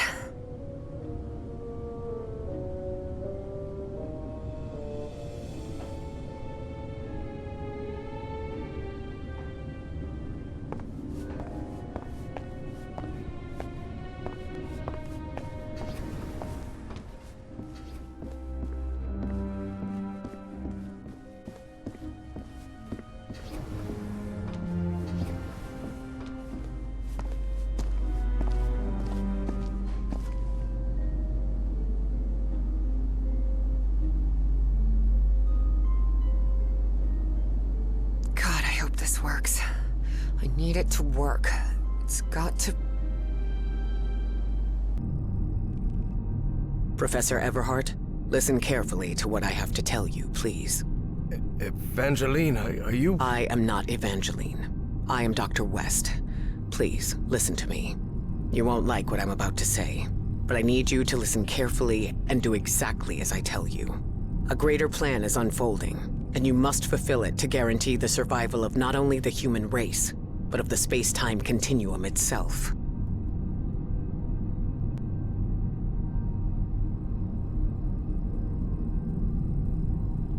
I've met kooks like you before. Do you know how people like you always end up losing their sanity and their lives? Yes, I know that. It won't be the case. Who the hell is this Dr. West? And how could he know what I was going to say? Harry thought. Listen to me, please. You will reach the ruins of Nicotis, and you will find Caleb Bowen. Don't worry, you will stop him.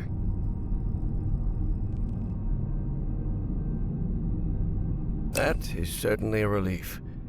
I wouldn't want to live in a world where Bowen... I'm not finished. There is a price to pay for Bowen's defeat, and that is Evangeline's life. What? You can't be serious. I am. Evangeline has to sacrifice herself, Professor. It's the only way to stop Bowen and preserve the space-time continuum. No chance, Harry thought. But he couldn't help wondering, if Dr. West really did know the future, could he actually be telling the truth?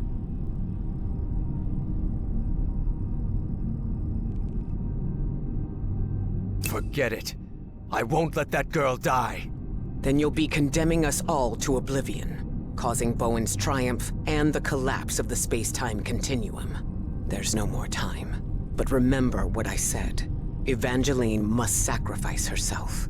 Harry considered answering, but found nothing to say. Arguing with someone who could see the future was pointless. I know you will do the right thing, Professor Everhart. After all, we've been through this before. Work, damn it! I made it. I'm back. Professor, what happened? Evangeline? Are you here with me? Yes, it's me. I'm back. What happened to you? Where did you... I was in the future, I believe. But what happened here? Someone pushed me out of my own body, Professor. Who was it? Harry hesitated before answering. He knew his words might change what was about to happen. Dr. West took over your body. What? What for? What did he say? For a brief instant, Harry thought of telling Evie about the sacrifice. But then he decided against it. That would only trouble her. And after all, Harry had already made up his mind. Or had he? He said we're going to stop Bowen. We're going to make it. Really? I don't know. Let's take that with a grain of salt for now. I need to tell you something. I don't know if this Dr. West can be trusted. I'm not sure, but I think he works, or worked, with Bowen. Was that true? If it was, that changed everything. Harry had to tell Evie the truth, right now. Evangeline, listen. Professor, look! The ship's slowing down! We're descending! This looks like... The Pacific Ocean. Nakotis is somewhere in the Pacific? Looks like it. Hold on, Professor. I think we're about to land.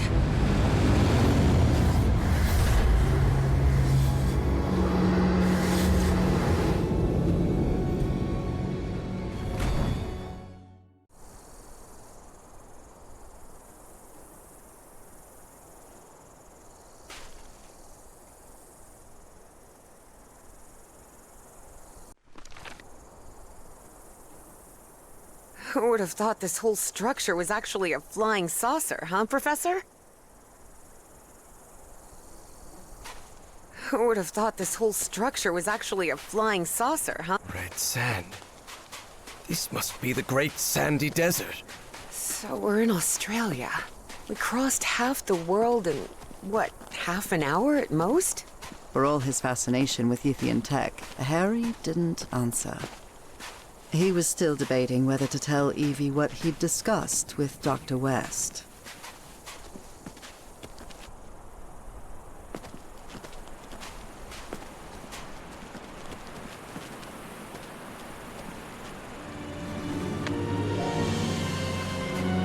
Here we are. This is Nakotis. Wow.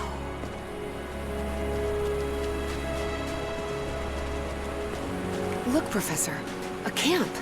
Looks abandoned.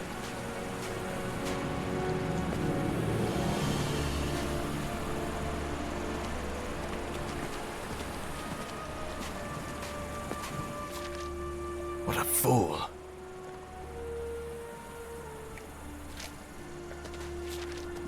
Somehow the Yithians were able to store light and channel it through those lenses.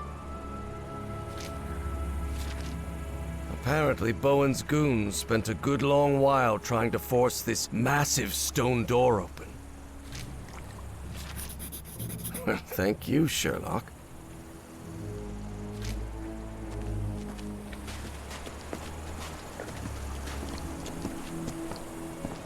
I'll stay here, Professor. Let me know if you find anything.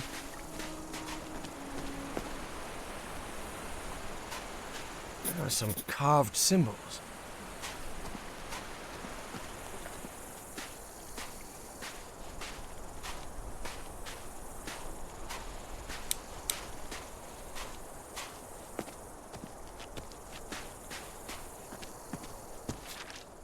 Does this manipulate the shapes? This is the Nazi who escaped from the radio station. I guess they ignored his warnings.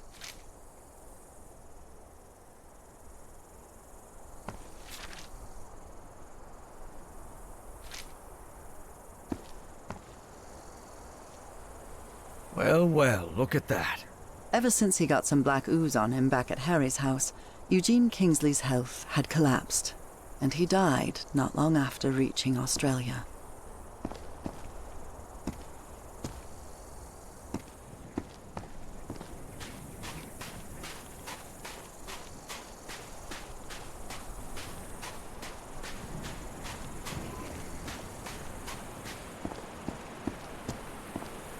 Symbols. Interesting. This colossal door seems to be the entrance to one of those ancient structures. So Stahl and Bowen had an argument. Big surprise.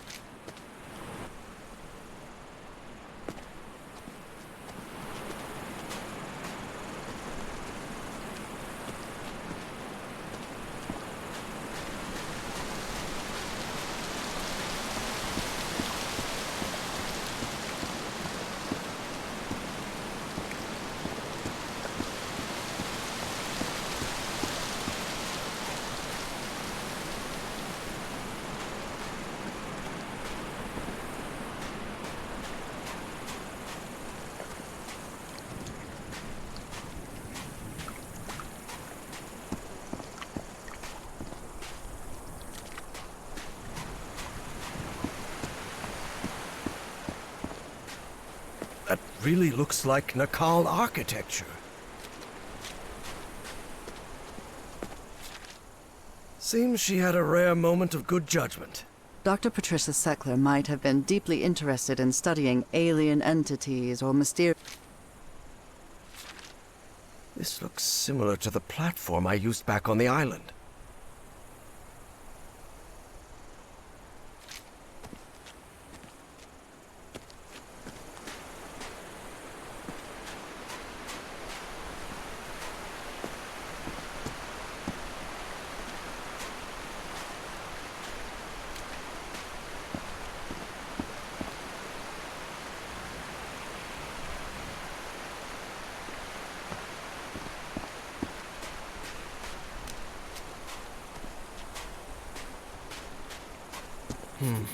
These symbols must mean... Nope, it isn't working.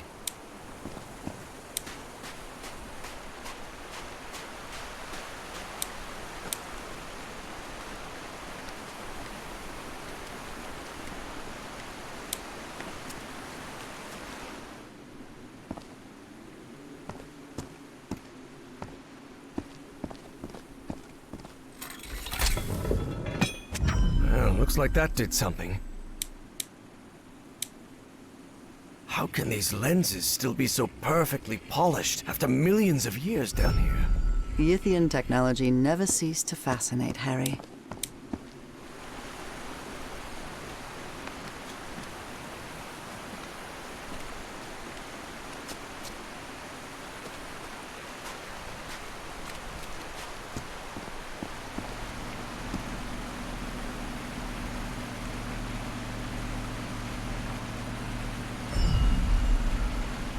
Did you see anything like this in your visions of Nakotas, Evangeline? The Yithian use technology based on mirrors and light, but this is the first time I've seen a system this complex.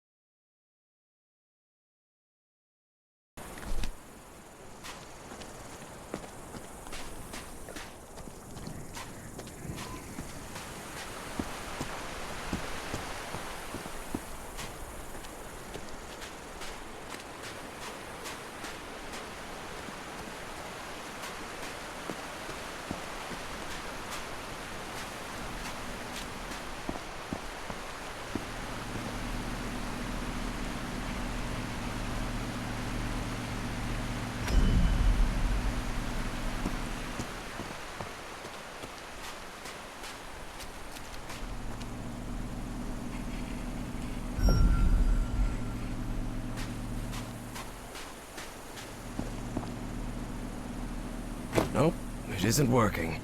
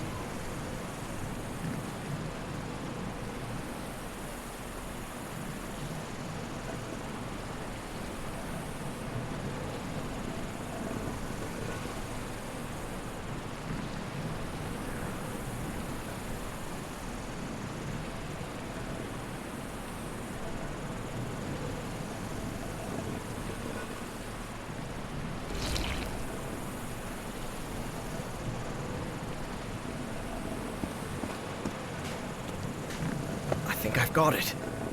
Sort of.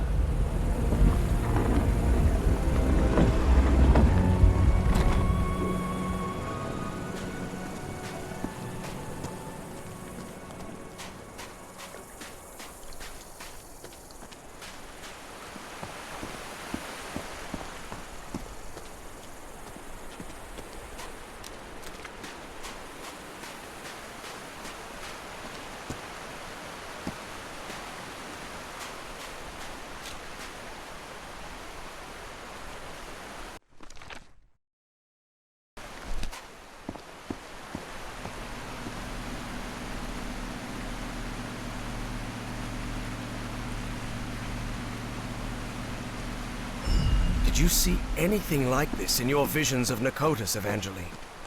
The Yithian use technology based on mirrors and light, but this is the first time I've seen a system this complex.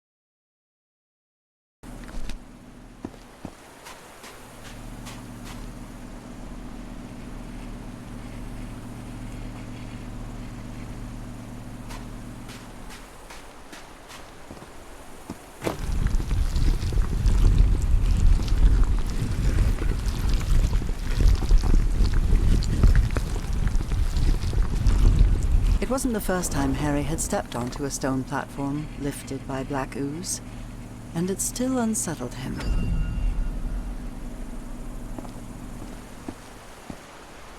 Another one of those moving patterns.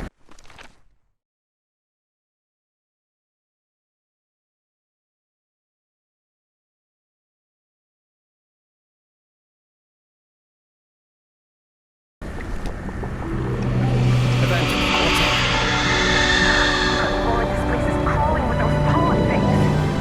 I don't think it saw us. We really must be careful.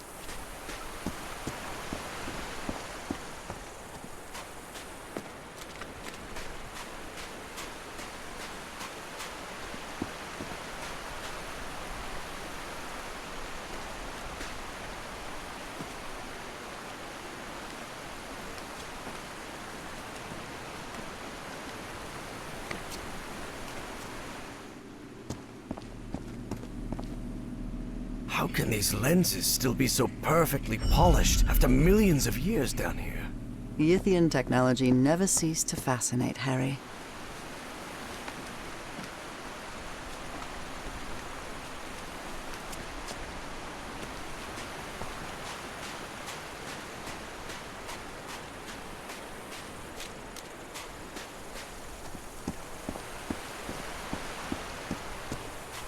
There are some carved symbols.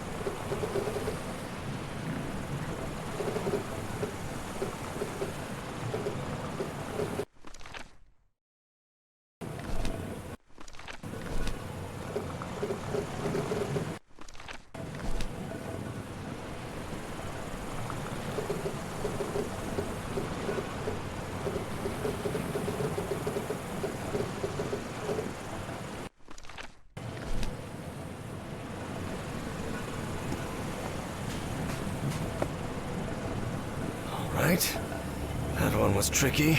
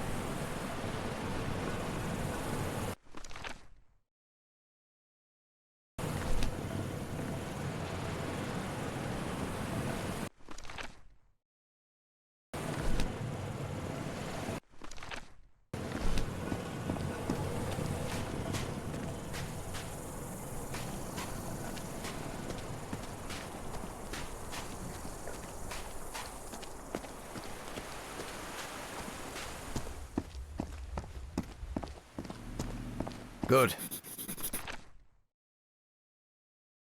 I hope this is the last pattern.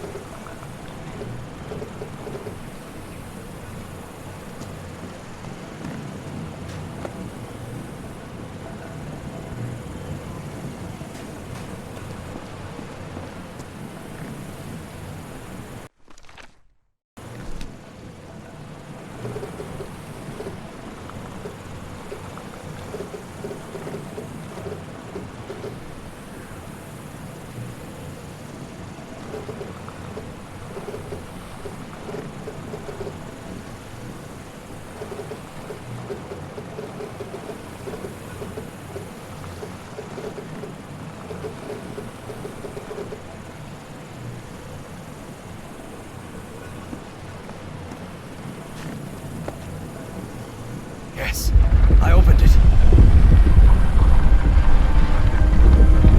The door's opening. Let's move ahead. Any sign of those polyps, Evangeline? Not that I can see. There was no sign of the polyps, true. But there was no sign of Bowen either. Good lord, what happened here? Looks like they ran into those smoke things.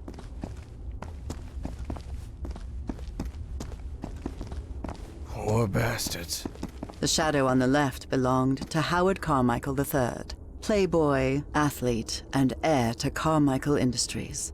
One black polyp was enough to obliterate him in seconds.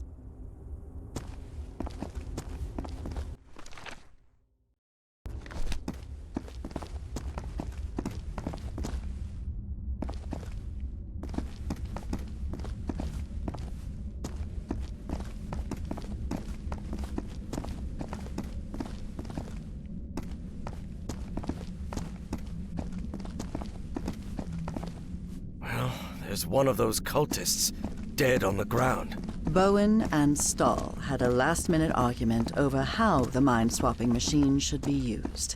It didn't end well, especially for Stahl, whose dream of a 1,000-year Reich died right there with him. Look at this architecture. Does it look familiar to you? Professor, this looks like the archives. The great library from my memories, but back then it was full of life. This place is in ruins. Makes sense, Evangeline. Millions of years have passed since you were here.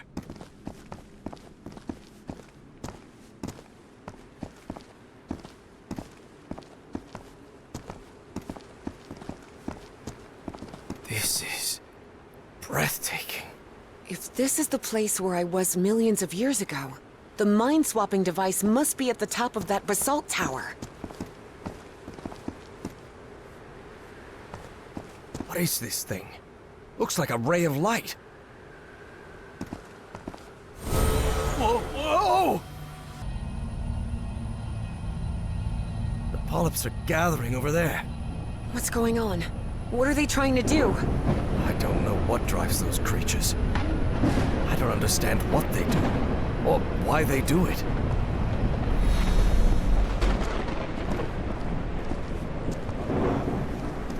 Professor, do you hear some kind of chanting?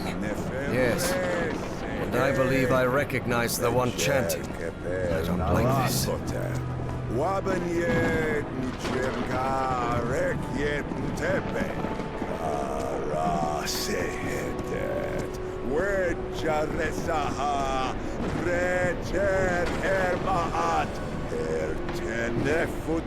Bowen, stop right there! Everhart, what are you doing here? How did I took the number 3 bus to Nakotas. Now get out of there, you idiot! Don't even think about it, Professor. Not when I'm this close. The Bowens have spent generations searching for the knowledge we were promised. Oh, yes. Nalathotep, herald of the almighty Azathoth. Cultist ranting always sounds ridiculous, especially when they spout their nonsense out loud. Enough of this. I'll drag you out of there by your heels if I have to. Do not come any closer. I'm warning you. Of course, things change when cultists are armed. Listen to me, Bowen. I know the great race of Yith. They've spoken to me, and you know it. Look around you. Those black polyps wiped out your entire cult. And you're next. You have nothing to gain, do you hear me? I've convinced him, Evie thought. I actually convinced that stubborn old fool. I can't believe it. You think you're gonna stop me with your empty talk, girl? I've time for your foolishness. The Black Pharaoh awaits. Ugh, figures, Evie thought. And when Bowen powered up the mind-swapping device, she realized she'd have to do something, and fast. Professor, if he activates the mind-swapping device, we're finished! Harry was out of time. He had to make a decision.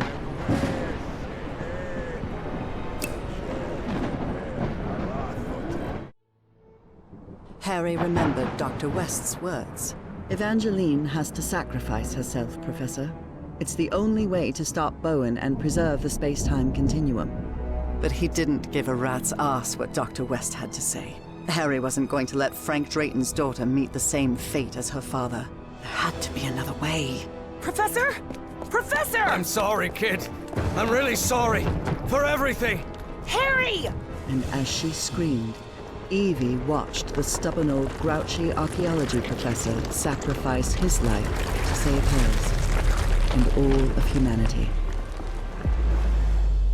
Harry found himself in the ooze pool, completely covered in the substance he feared most. He knew this was his death sentence, but at least he was going to make sure Caleb didn't swap his mind with anyone. Are you out of your mind, Everhart? Haven't you seen what that liquid does to humans? I know it better than you do, you kook. No, don't touch that. You'll interrupt the transfer process. No, no, no! Oh no, oh no. Not the ice. And so, on November 6th, 1957, in that basalt tower of the city that millions of years earlier had been Nicotis, my husband, Harry Everhart, was consumed by the black ooze.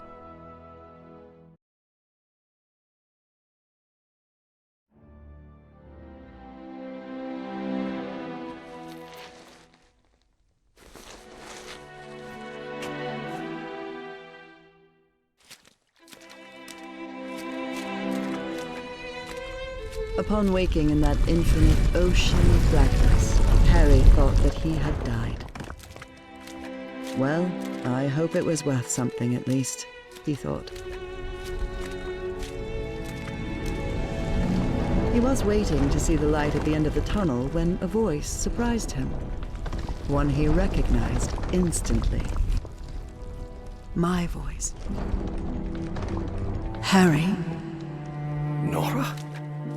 I'm so glad to see you, my dear old pal. Nora? Nora! Am I dreaming? No, you're not dreaming. Then I'm dead, right? No, you're not dead either. I don't understand, Nora. Everything is so confusing. Easy, Harry. We've got plenty of time. Ask whatever you need to ask. Where am I? Where are we? What is this place?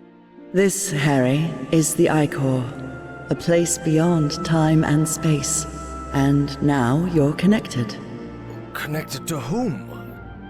To you? To the Elder God. Both of us are. Who is, or was, Dr. West? Is it you? No, Harry. I'm just a humble art teacher from Newburyport. Don't worry.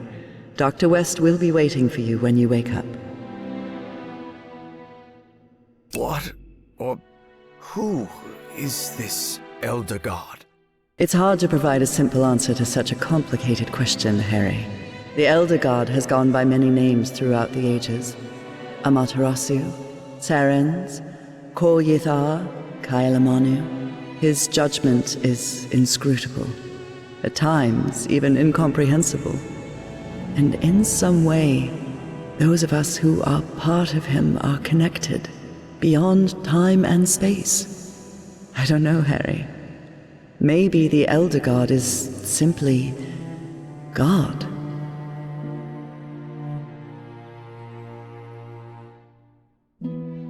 What does the Elder God want? To offer you its gratitude. It's what I've been trying to tell you ever since you and I parted ways. The shadows. That was you? Exactly. But it isn't easy to communicate with someone outside the Icor. And I'll admit, an oily shadow probably wasn't the sight you were hoping for. And why is the Elder God grateful to me? The Yithians sustained their energy by channeling the Black Icor. The Icor is the essence of the Elder God. That process caused him immense pain and suffering, but you've put an end to it. You've given the great race another way to transfer their consciousness. And now they live beyond time and space, connected to the Elder God. But Nora, I haven't done anything beyond stopping that kook Bowen. But you will. And at the same time, you've already done it. Nora, I don't think I follow. Harry, it takes a while to understand what beyond time and space means. But you will, my love. Believe me. How is it possible that I didn't die? I'm covered in that black ooze. The blood of the Elder God does not harm those who are connected to him. That's why it didn't harm me on the island. That's why you sent me there, remember? To be who I really was? Now he can't and won't hurt you either. Because connected to him is someone who loves you and protects you. And that's me, Harry. That means I can't stay here with you, can I? Harry, you're already here with me, my love. We've been together for all eternity. What? But you need to go back to your time now. There's a life waiting for you, an important task you have to carry out, and people who depend on you. Evie will need your help, and you'll only be able to help her if you live a whole life. Will you promise me that? Yes, I promise. And one more thing. Tell Evie Papa is waiting for her at the Benoit house with the whole family. She'll know what it means. I'll tell her.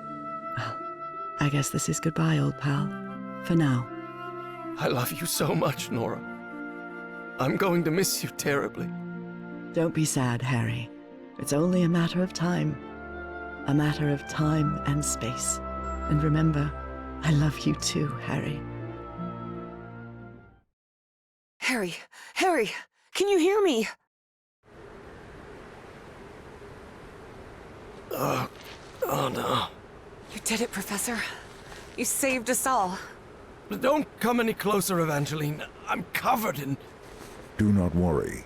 She is also connected to the Icor, Professor Everhart. Harry couldn't believe his eyes. That was Caleb Bowen in that ridiculous Egyptian costume. Somehow he had survived the consciousness transfer. Bowen? No. What is he doing here? No, Professor. It's not what it looks like. It's... My race is deeply grateful to you both. Harry understood at once who was now occupying Caleb Bowen's body. The loop is in the process of closure. That is optimal. But we must continue working. Process of closure? What are you talking about? Do not worry. What comes next will be far easier. We only need to follow the plan you and I laid out the first time you contacted me. Dr. West.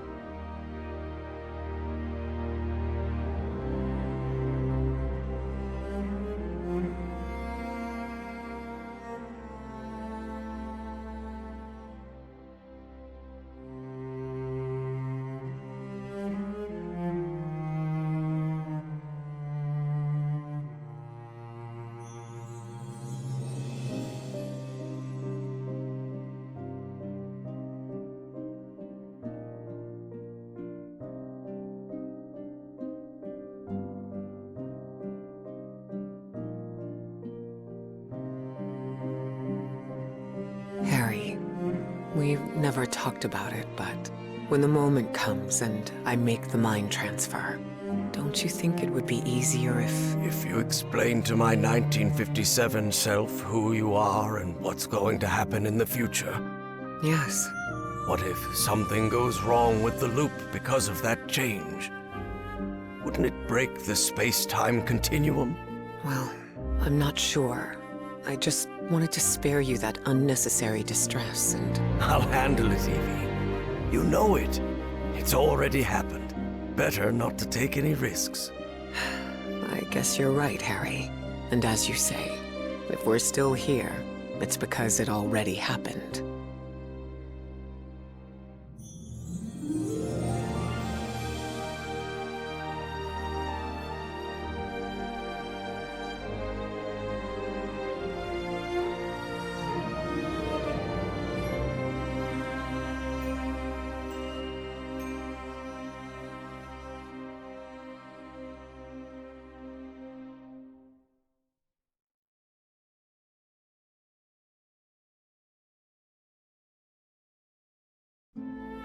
Harry Everhart died at 12:30 on May 6, 1983. Moments after dying, Harry opened his eyes. What happened? Where am I? I'm in Englewood. I'm young again. Good morning, sleepyhead. Nora? Nora!